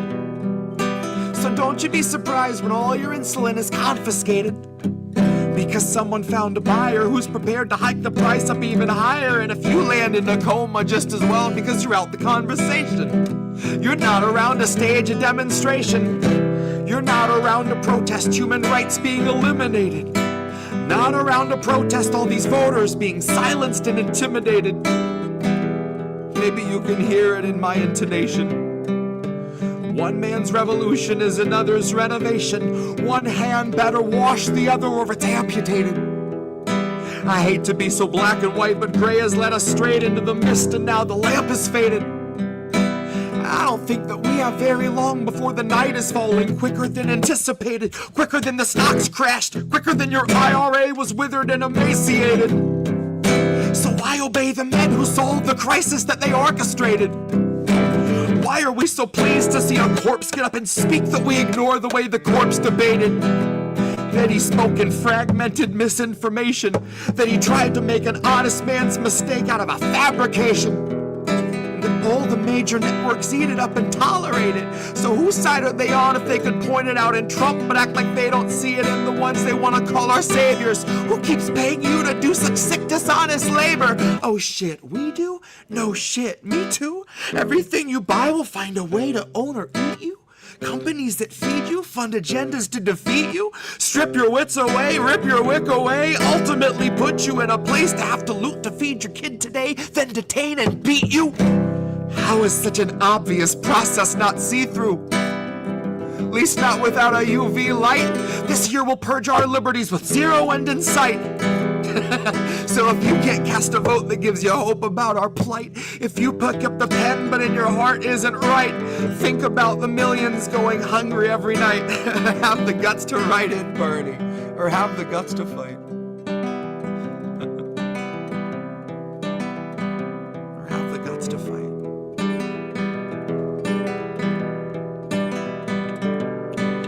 Hear my words, but don't breathe the air. You and I needn't speak to share. I'm so sick of the waiting now. I'm so sick of the laying down. Hear my words, but don't breathe the air. You and I needn't speak to share. I'm so sick of the waiting now. I feel sick, so I'm laying down.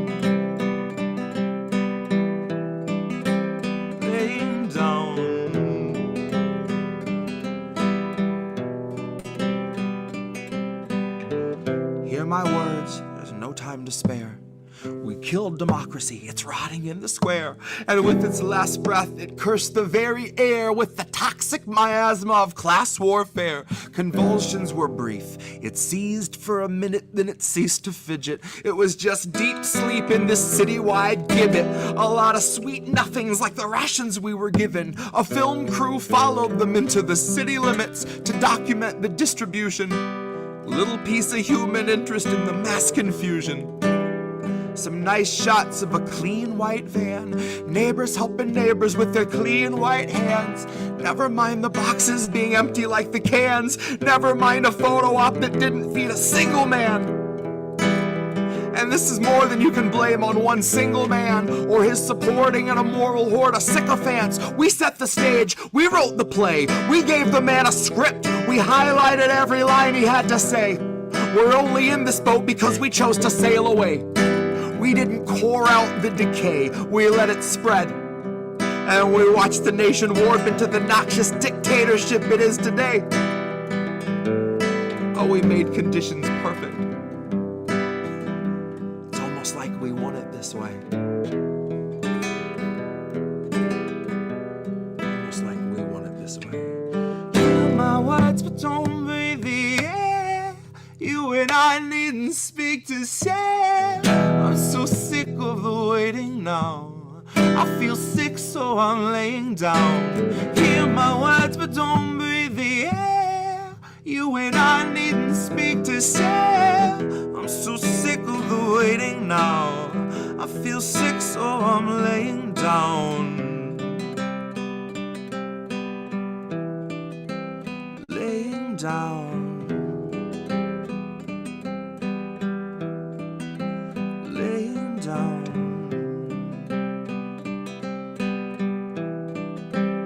Laying down.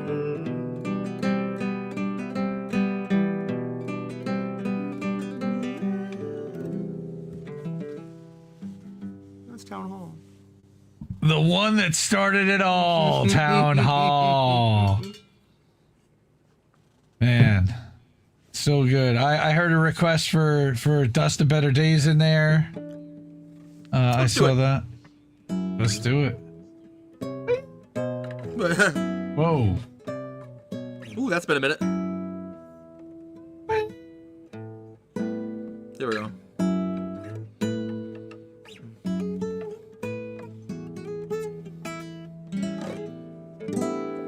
Okay. Dust of Better Days.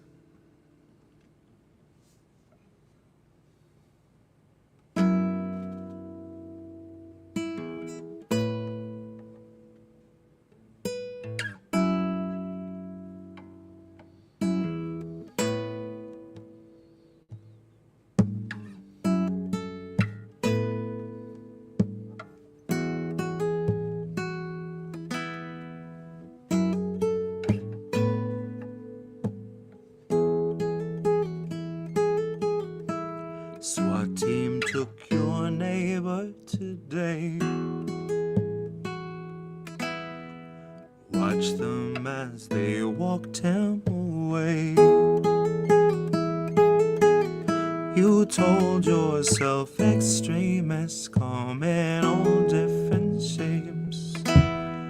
Met his eyes and lowered your gaze. But is it too late for us to ever change? Once we're collecting the dust of better days, they're always watching us, but we're never safe. We're not meant to feel safe, not meant to escape. We aren't meant to wake.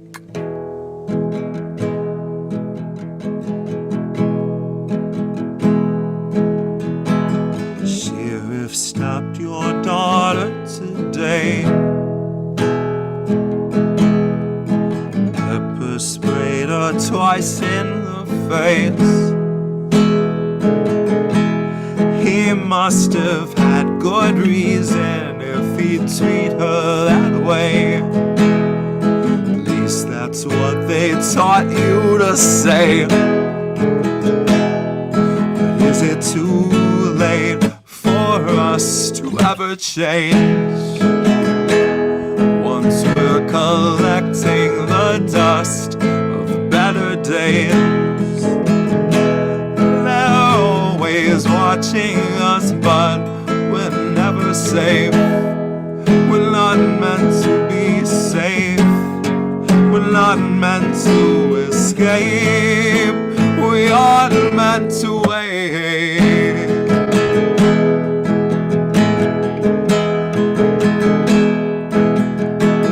Fate arrived and had you detained. Said you'd made some posts they want changed. Tased you till you felt like you'd forgotten your name, or life before they had you contained. Oh, life before they had you contained.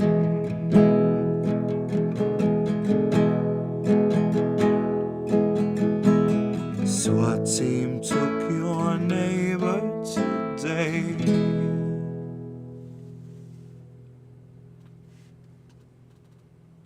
That's a Dust Rider Days. Solid. Again, what, 2 years already since you wrote that one? And man, feds arrived and had you detained, said you'd made some posts they want changed. Mm-hmm. Man, again, this is before they really started doing that to people in truth. Like, and now they're doing that, especially in England, you know, where they're using the laws to prosecute people that are supporting Palestine action as terrorists. And it's wow. Again, there's a Jesse Jett song for everything, so pretty wild. Let's see. There we go. Oh, I wanted to put back up the dedication at the bottom of that. Dedicated to Palestine and her people. And very special thanks to people in this chat and Janice for not letting him quit. So, yeah, man. And we're jonesing for the next one. I mean, it's, you know, it's been since... it will not be a full 2 years. Like, I'm hunkering down and finishing this before the end of this fucking year. Like, this is my summer project. I'm slating this fucker. I dreamed the other night that I recorded 4 songs in one night for it. I'm like, I want to make that a reality. I'm going to do that. Like, yeah. Well, I mean, I didn't get a response, but the other day I said in our chat, like, I feel like we should just kind of slap together a live album in a way. Like, we have enough performances. We certainly could. That we can put out a, you know, Jesse Jett live, and pick some of the best pieces from the show, kind of greatest hits, American tradition. That was originally the whole idea behind Clip Show. Was I didn't really plan on making it like a weekly or bi-weekly or whatever show. I just figured, let me kind of pull out some of my favorite songs and make it like a greatest hits, and it just kind of started snowballing. And once I start doing something, I don't really stop. So yes, Sean, this is actually live. Yes, I know it's so often now when we're doing clip shows or we're doing replays and we're doing rewinds and everything else. But yes, we really are live and here and doing this. We proof of life, Jesse. He really is here. It was just vacation and sick, and we're back, and hopefully we're gonna continue to do the damn thing.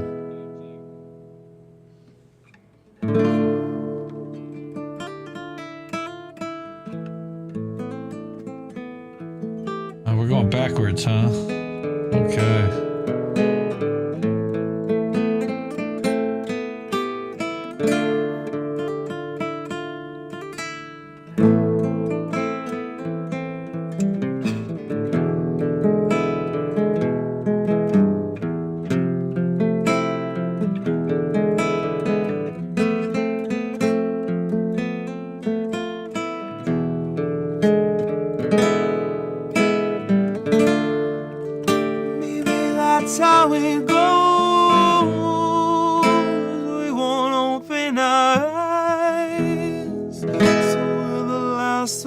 to know we're the last ones alive. Kept our enemies close, wondered why we don't thrive, while we're grasping at ghosts, counting backwards from 5. Counting backwards from 5. Counting backwards. Count back from 5. The theater on fire, the cast on strike. Studio stock starts taking a dive. The contracts tossed and they're gone with the tide. Heads and execs say our hands are tied. We can't pump this dreck and treat you right. But what do you expect from the industry type who survive by the leeching of bodies and minds? From those who original thoughts never seem to find. So they're gonna reboot ALF before your wages rise. And it gives cause to pause and reflect on the times. If they're losing control of their fools and their minds, if all those obedient actors who grew their careers by averting their eyes are now holding the line, right along with the authors of countless scripts that strengthen the hand of the corporate grip, squeezing our throats till we take the pen and we accept and consent to the corporate drip. Till you're all up to date on your pharma du jour, till you got a healthy support for the war on your lips. Now you know that the advertisers need more than a rerun summer full of flashback clips. And are those scans from the year before? All those days of de-aging and mapping the face? The hours of actors recording their voices are links in the chains that will bind them in place. And now all of those shows are so easy to make. When you got a drone you control that needs no break, it can bend, it can break, and it's cheaply replaced. And if up-to-date films all in one take. Those studios bank on us doing our duty, unhinging our jaws and digesting the fakes. Cause they know that we'll love how synthetic it tastes. Now watch as they edit your features without any trace. Not that there's anything you could do anyway. Watch as they show you a movie of you saying shit you would never say. Dystopia boldly accelerates. Maybe you're only a clone, something to fill with a mold, something that Elon would celebrate. Something they own, something they program in code, something that's woefully able to know it's exanimate. Because it doesn't feel touch over top of the laminate. You will not feel an emotion, but they will not scan and examine it. You and the other consumer contaminants fed on this federal diet of Kiev, Havana, and Tiananmen. I cannot be the only one weighing the pros of abandonment.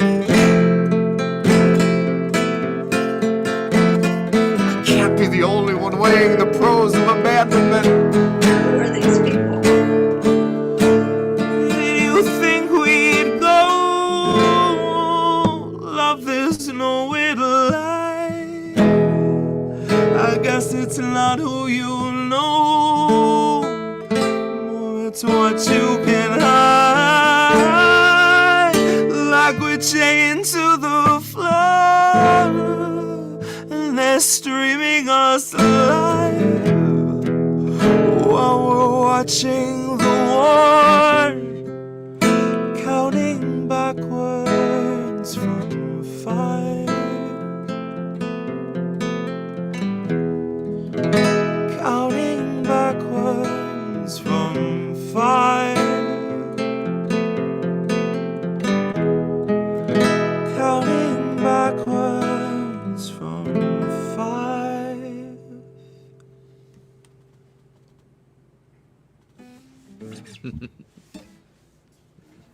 Count back from 5. And that's backwards from 5. Theater's on fire. The cast on strike. Studio stock starts taking a dive. Dude, so good. Hell yeah, bro. That was backwards from 5. That's one of my favorites. A labor song written during the writer's strike of 2023 and the actor strike. And again, poignant lyrics in there. Again, you know, so you got a healthy support for the war on your lips, you know, and I just kind of smiled because of how they've forced a lot of them to either shut up or get on board, flying them on their junket trips to Israel to try to brainwash them. I think of Tiffany Haddish specifically, you know. Oh, yeah. Yep. And she was just like, I'm going to Israel, y'all. Like, dude, she got roasted for that. And in the end, you know, I don't know how much it actually really hurts them. You know, that there's always another person that's going to, I guess, buy it. So, and that's what they count on, is that there's always going to be another sucker. You know, it's the PT, like, you know, it's funny. Charlie Robinson narrated a movie called Barnum World, and talking about, like, there's a sucker born every minute, and there's just people, there's enough people that will constantly fall for this shit that they just continue to pump out whatever they feel like, and it can be contradictory tomorrow, and there's not enough people holding them accountable, that they just move on like it never happened, and it never happened. Like, history doesn't exist anymore, and it's for sure partly, you know, AI ushering in all this slop that's going to bury actual work that has been done. I mean, I saw a statistic about how, like, 80% of all of the data that's ever been created in the world has been created in the last 4 or 5 years. And it just buries everything else behind it. And now we're going to be, you know, buried in more AI slop as they just continue to churn out nonsense. Yeah, fuck the company store. Hell yeah. JJ, Jessica, she from over on Substack. I don't know what happened. I know they were censoring your account pretty hard. You're one of the few people that's actually, like, kind of been screwed with on Substack about your account. They did it with a Palestinian, like a Pulitzer Prize winning Palestinian writer journalist named Mossab Abu Abha was censored this week, but they restored his account within a couple hours. But there have been a few people over the years that I have seen, like, for whatever reason, it just doesn't work for them. And Substack just doesn't like their content or something. It glitches out and it does not work for them. And Substack either is mad at what they're saying and has decided that they're not going to allow that narrative to appear anywhere along their on their platform. And it's crazy because they're mostly it's Christian conservative, I've found, are the ones that get and you know they're religious, and they have been specifically, and I think the ones also they have been trying to expose child sex trafficking, and that gets very dicey very quickly because it walks a line of, does that, you know, get into the realm of promoting it versus talking about it to expose it so people actually stop doing it and can catch those that are doing it. And I saw this guy Samara censored off of there. Again, talk about better the censored you now that you know. But we're seeing, you know, censorship rampantly ramped up across the board. I mean, Palestine Action, they disabled their Twitter account, and we've seen multiple media outlets decide to shut down. Red Media, and African Stream, they had so much pressure from the State Department, and because of being called out and sanctioned by the State Department, they just felt like it wasn't worth it to operate anymore. And so sad. We're seeing the culling of dissident media, dissident narratives, and it's being done at the behest of Israel. Yep. I don't think that there's much doubt about that. You know, again, yes, Sean saying that Pam Bondi is a Mossad honeypot. I mean, she might be ex-Mossad. Yes, but she also was a lobbyist for Turkey, and she was a lobbyist for private prison industry, and she's just not And then also she had a tie to Scientology because of where she was in Florida. And I read a whole thing, or I watched a whole thing about how they want to have close affiliations with politicians, but they don't want their politicians to actually be like church members, because then they have like a level of disconnect and it doesn't look like they're controlling it or showing favoritism, even though they may be using their money and resources to do that. Exactly. Yeah. And yeah, Seven Signs saying you miss Africa stream. I think again, we saw BitChute is exiting the UK, and I'm sure that won't be the last outlet that decides that it's not worth it to potentially be tagged. I'm just thankful that we get to do this stuff every couple of weeks, and that we have this show to put this stuff out there. Charlie Mack, thank you for the Ko-fi. And same thing with Sean, the Accord Lord. Really appreciate that. That really helps support independent media. I'll put up the graphic. We actually have some new supporters, so I had to kind of move things around a little bit. Actually, watching over on Substack is Descent in Bloom. She's one of our newest subscribers or supporters. She gave on PayPal the other night, so thank you so much, or via Ko-fi. She made it up on the board. Janine, we got a couple of new annual subscribers over at IndieMediaToday.com.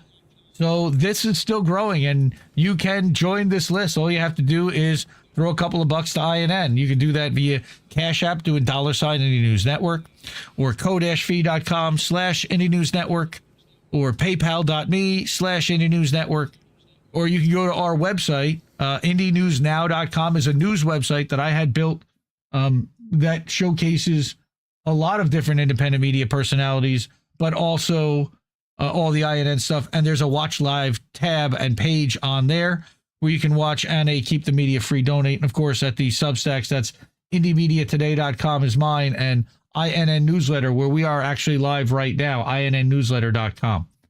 So hook us up all over. Jesse's warming up and practicing whatever he's going to do next, while I do my little pitch. We do a value for value system here. There it is. Let's do one more song that's going to be on the next record.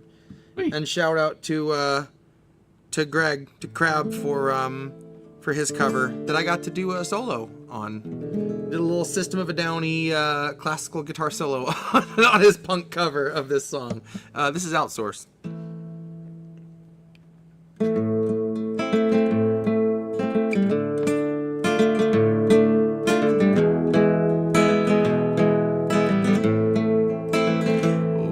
My granddad was a miner, mighty long ago in Butte, who spent his whole life scraping by, who never left his boots, till someone bought his bosses out and he'd outlived his use. They let him go, they trimmed the wage, and they hired someone new, and he learned that that's what job creators do.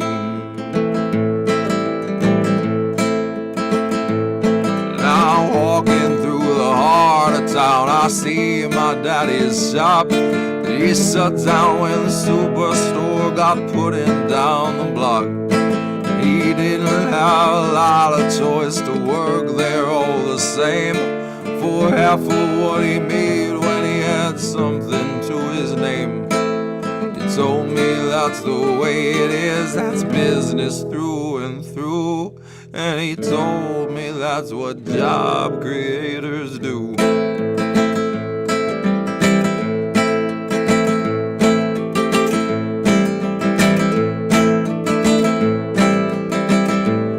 I seen a lot of poverty start blooming in this town, and I seen too many families that sleeping on the ground.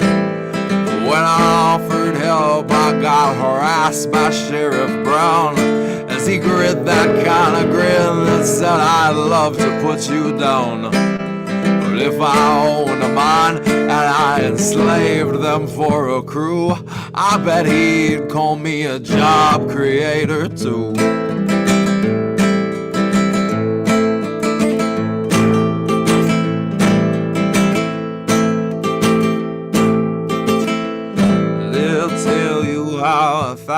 1,000 miles are hungry for your bread. They'll say that to succeed you need to step on people's heads. Those suckers might be starving, but it's better them than you. They'll tell you that's what job creators do. And that's outsourced. I so hope that's going to be Banjitar for the album. I really do. Yeah, it's going to have Banjitar and actually a guy that works at the theater that I've been working at. Is a fucking fantastic harmonica player. And the first time I heard him play, I got chills and teared up. I was like, bro, I have a song. I have to have you put harmonica on. Like, it's gonna be so good. So yeah, album version of that's gonna be real fleshed out. So. All right. So Dabby was asking for Geiger Age or any of that. Age. Well, Go Through the Ruins would be my pick too. I just love the beginning part, especially, but all of it, man. That gets me. And right now, we are in truly dystopia world.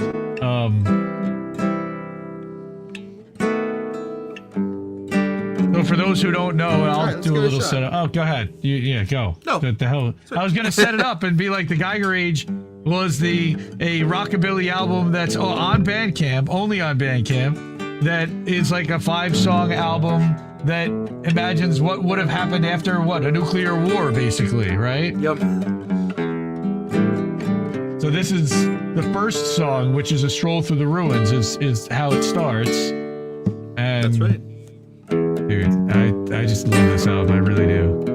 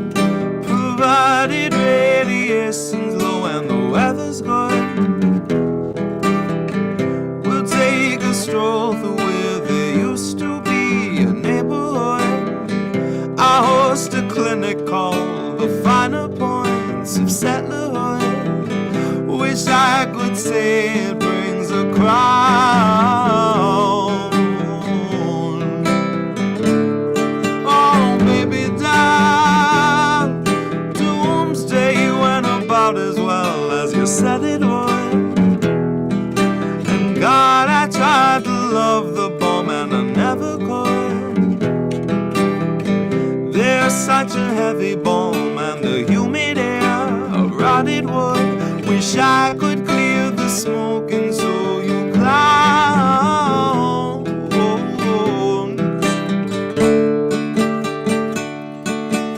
Nick will get the earth, though the earth will be long dead. Meek will gladly take what we can get. And when we meet the earth, if there's no earth to be found, we'll just join the poison in the ground. No,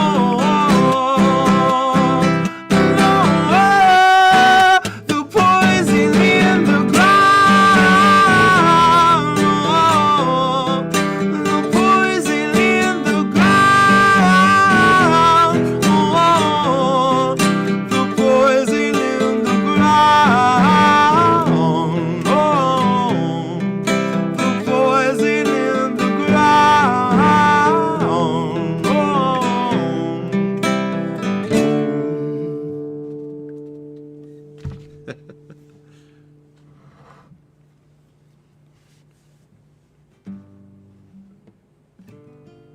That's A Stroll Through the Ruins.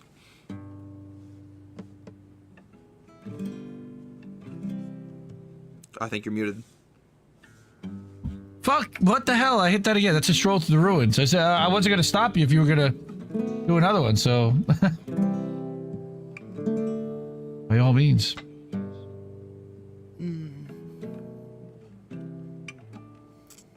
Yes, it is, Charlie. Such a pretty song about like such horrifying shit. It's really, it really is such a contrast. That's one of the reasons why I love it. And you almost got me hot mic, but I caught it right at the end there.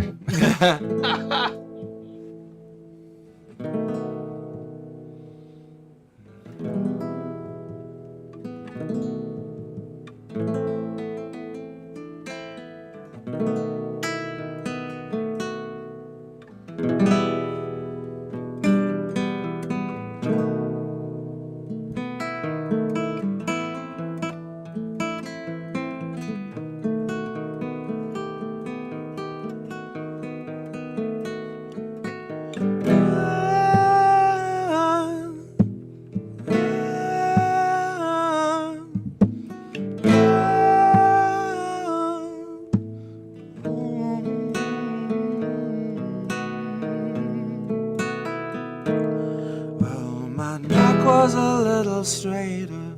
7 years without a screen. Wandering the wastes in case I'd end up someplace green. I was pushing my luck up like daisies, chasing my fate, crawling through the aqueducts or cutting through the gates. Oh, Margot showed herself as though an angel from above. She offered me a hand on which she wore a heavy glove. And all of my survival skills I picked up at her side. For bless her heart, she kept me like a helpless child bride. But when we reached the checkpoint, they asked to show her poems. She opened up a guard and she was gone. Gone. Gone. Gone. I stumbled through the sand to try and see her face again. I tracked her town to town along a trail of broken men. Well, I found her with a body. She had killed a man for gloves. She handed me some water and I drank it down like drugs. But when we reached the platform and they asked to scan her hands, she tore the guard to shreds and she ran.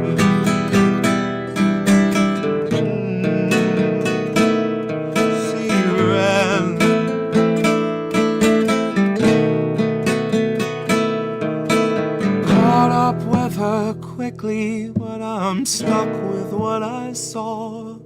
The blood that ran across the sand was pooling off her claws. She didn't know I had seen her hands, and I won't leave my love. So let her keep her secrets and keep her stocked with gloves. My huntress stalks these sheep that walk beneath the starless skies. My Margot has the kind of touch that flays a man alive. And that's Margot from the Geiger Age. That's great stuff, man. I love that song. I love that song. Everybody, yeah. Charlie Mack, I know, loves that song. Tabby's like, hell yeah, there's an apple. So Cynic was saying that she did not get an apple while you were in Florida. That's true. Because I remember she left one sitting and till it practically rotted and certainly was looking nasty. I can imagine by the time it actually met its demise and was all mushy and rotted and who knows what. Well, you want to keep playing? I ain't stopping you. Let's do one more. Cool.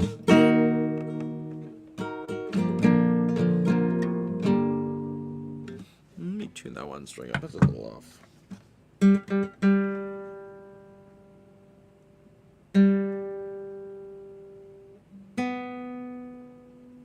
You're all a little off.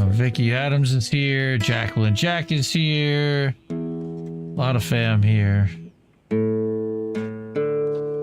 Now, who is that on Discord? A Maximum Tastemaker Collection. Is that Mastermind?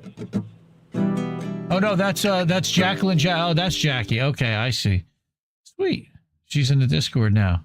Everybody, if you haven't gotten into the Discord yet, message me somewhere and I will get you a link. We do send the chat there, so like you can kind of chat there, and it will send it out to YouTube and to Kick and to Twitch, so you can communicate with everyone. But you can put in GIFs and it stays live after the stream is over. So you can, that's one of the things that always kind of bothered me about this community is amazing. But a lot of times, and not just this stream, but watching live streams in general, the minute the live stream's over, even if you were in mid-conversation, it's like, all right, well, I guess our venue is gone and we don't get to talk now. This Discord is a way to continue that conversation and not be stopped by the stream ending.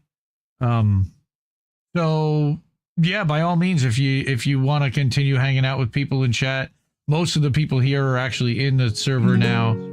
And Sean the Accord Lord and Bad Cookies is even, no, he left. That's right. He's no longer doing Discords anymore. But there are a ton of people, Mastermind and Charlie Mack's in there. I'm in there. Jesse may be in there. I'm not even sure if Jesse's in there. But we got to get everyone into that server. It's very cool. We've got some automation going in there too, so. Boy, my new grays are really popping in this light. That's cool. I've got some cool new stuff going on. Thanks, Israel. Or Fox. She said it was fine back the other way.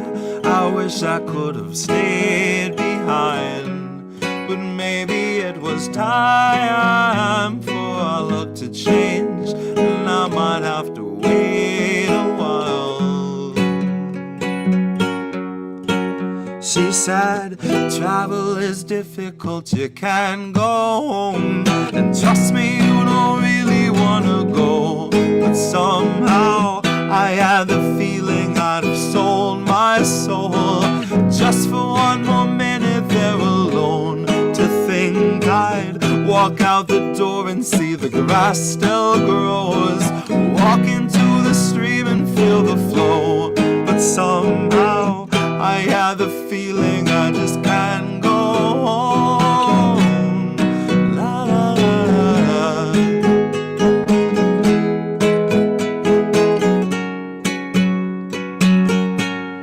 She said it was fine back the other way.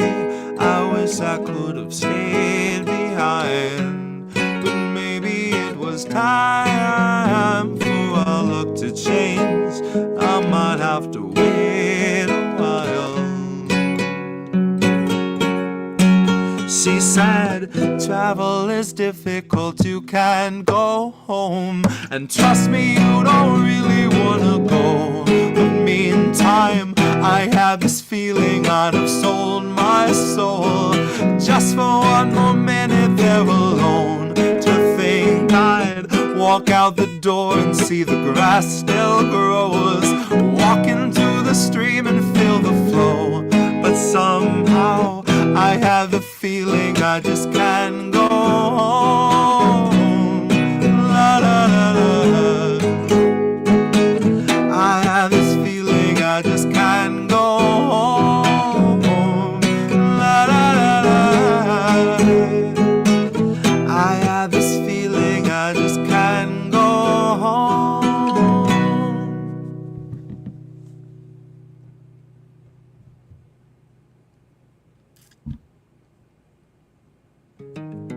And that is Back the Other Way. Yeah. From the Geiger Age. That is Back the Other Way. Love that album. It is just so different. Like, you don't hear stuff like that very often. Yeah, it's all good stuff, man. Lots of fun tonight. Some laughs. We got to laugh with Cy Oppenheimer. We should make more of those Cy Oppenheimer videos. We should.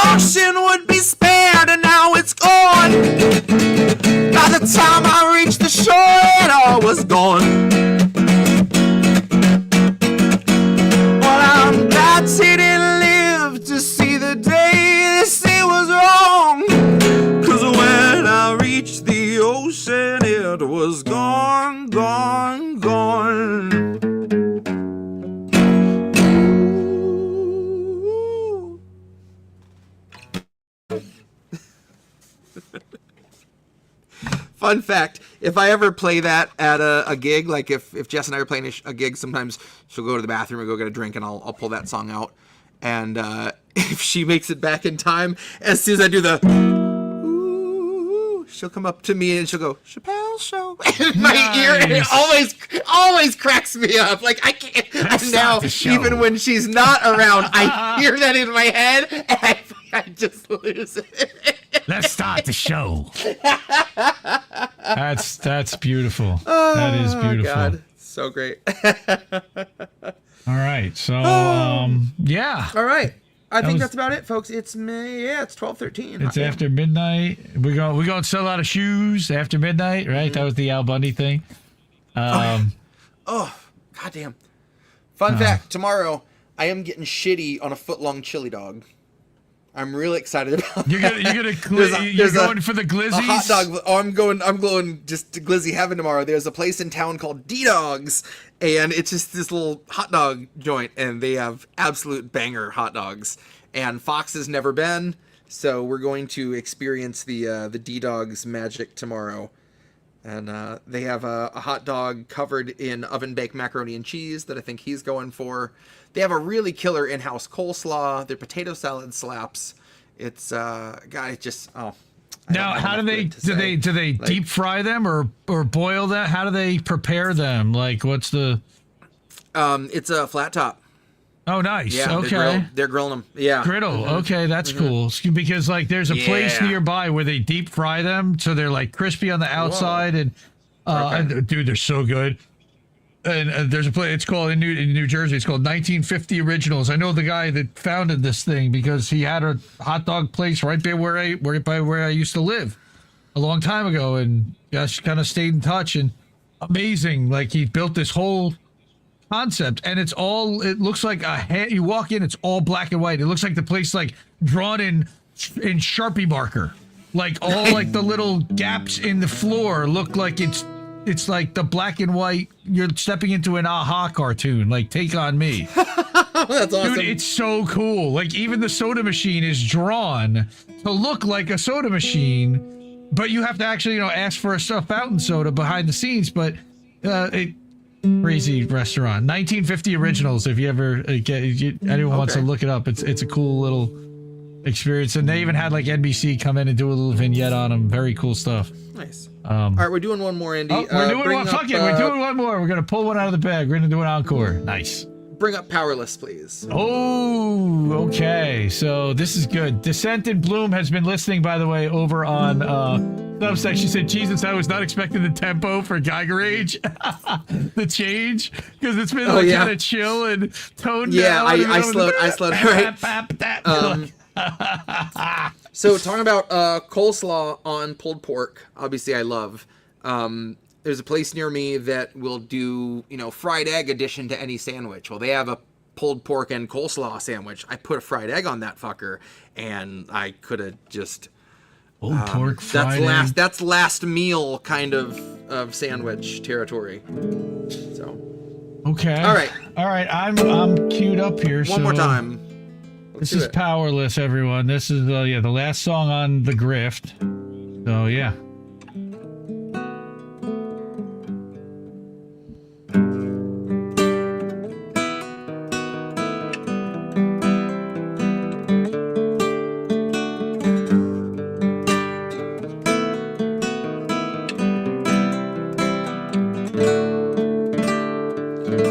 They'll gladly pay you by the hour for a minute or so, so you can sign off on the towers where they'll piss on your homes. And if you feel like you're just powerless to answer them no, it's 'cause you are.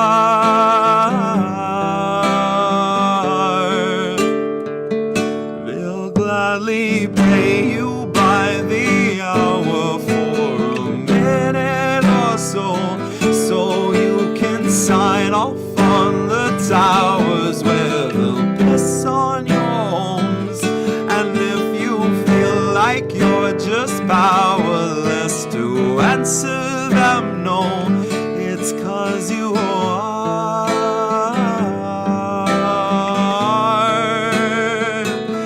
It's 'cause you are.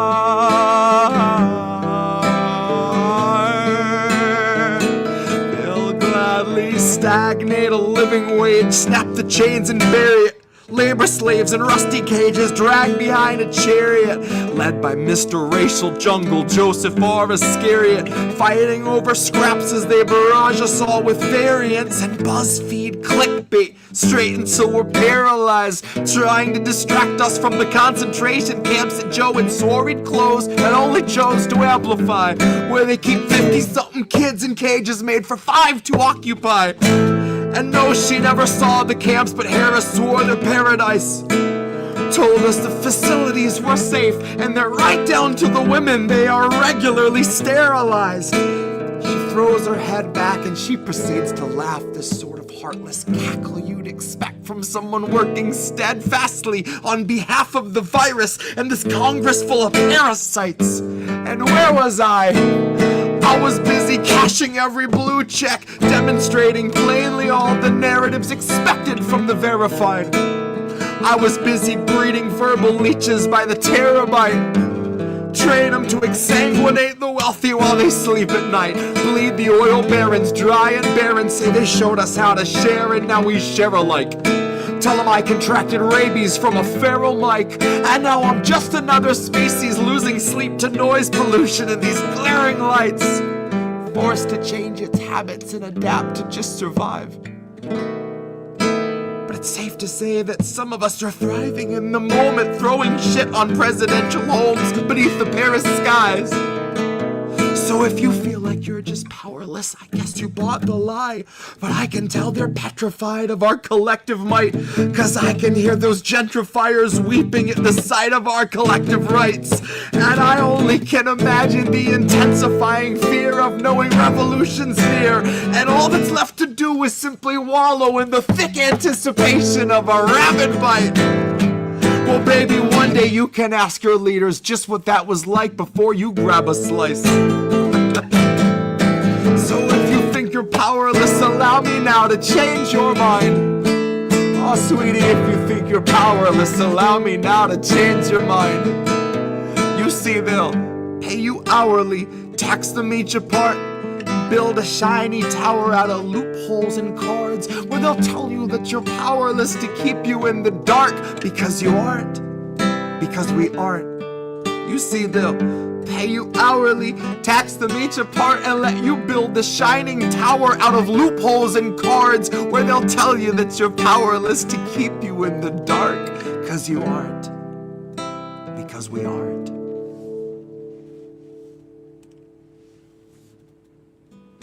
And that's powerless. That's a 300 game of Powerless right there. Bro, that felt like a good take. That felt like a good take. that was album quality right there. That was really good, dude. That was great. Whew. Yeah. All right, folks. On that note, I'm gonna eat and sleep in that order, and then wake up and eat again. I love you guys. I've missed this so much. It's good to be back. We all needed this. We will see you guys much sooner than the last break. Yeah, it'll be a couple of weeks. We'll be back. Same jet time, same jet station. Scheduled for the 25th, 2 weeks from tonight. Actually, the 24th, yep. 2 weeks from tonight, or from last night now, technically. But we'll see. 10 p.m. Thursday the 24th. It's a date, so let's see if you're able to make up. We are planning on being here for it. So thank you, everyone. Really support independent media, like I always say every week, because we need it more than ever. I love everyone for being here. I needed this, and we'll see you real soon. Great. Have a good night, everyone. Yep. Love you guys. Peace.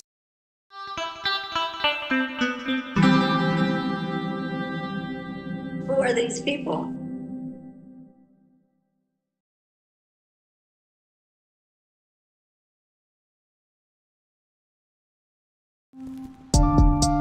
I guess this isn't such an awful place. Is that what you want me to say? You prove it's possible to sleep for days, and I still think you're right here awake. The cost of living isn't much to me, but God, it's so hard to say. And when we told you everything was safe, were you safe?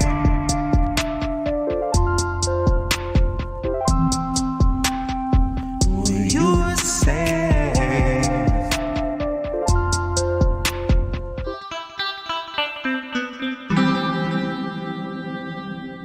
Who are these people?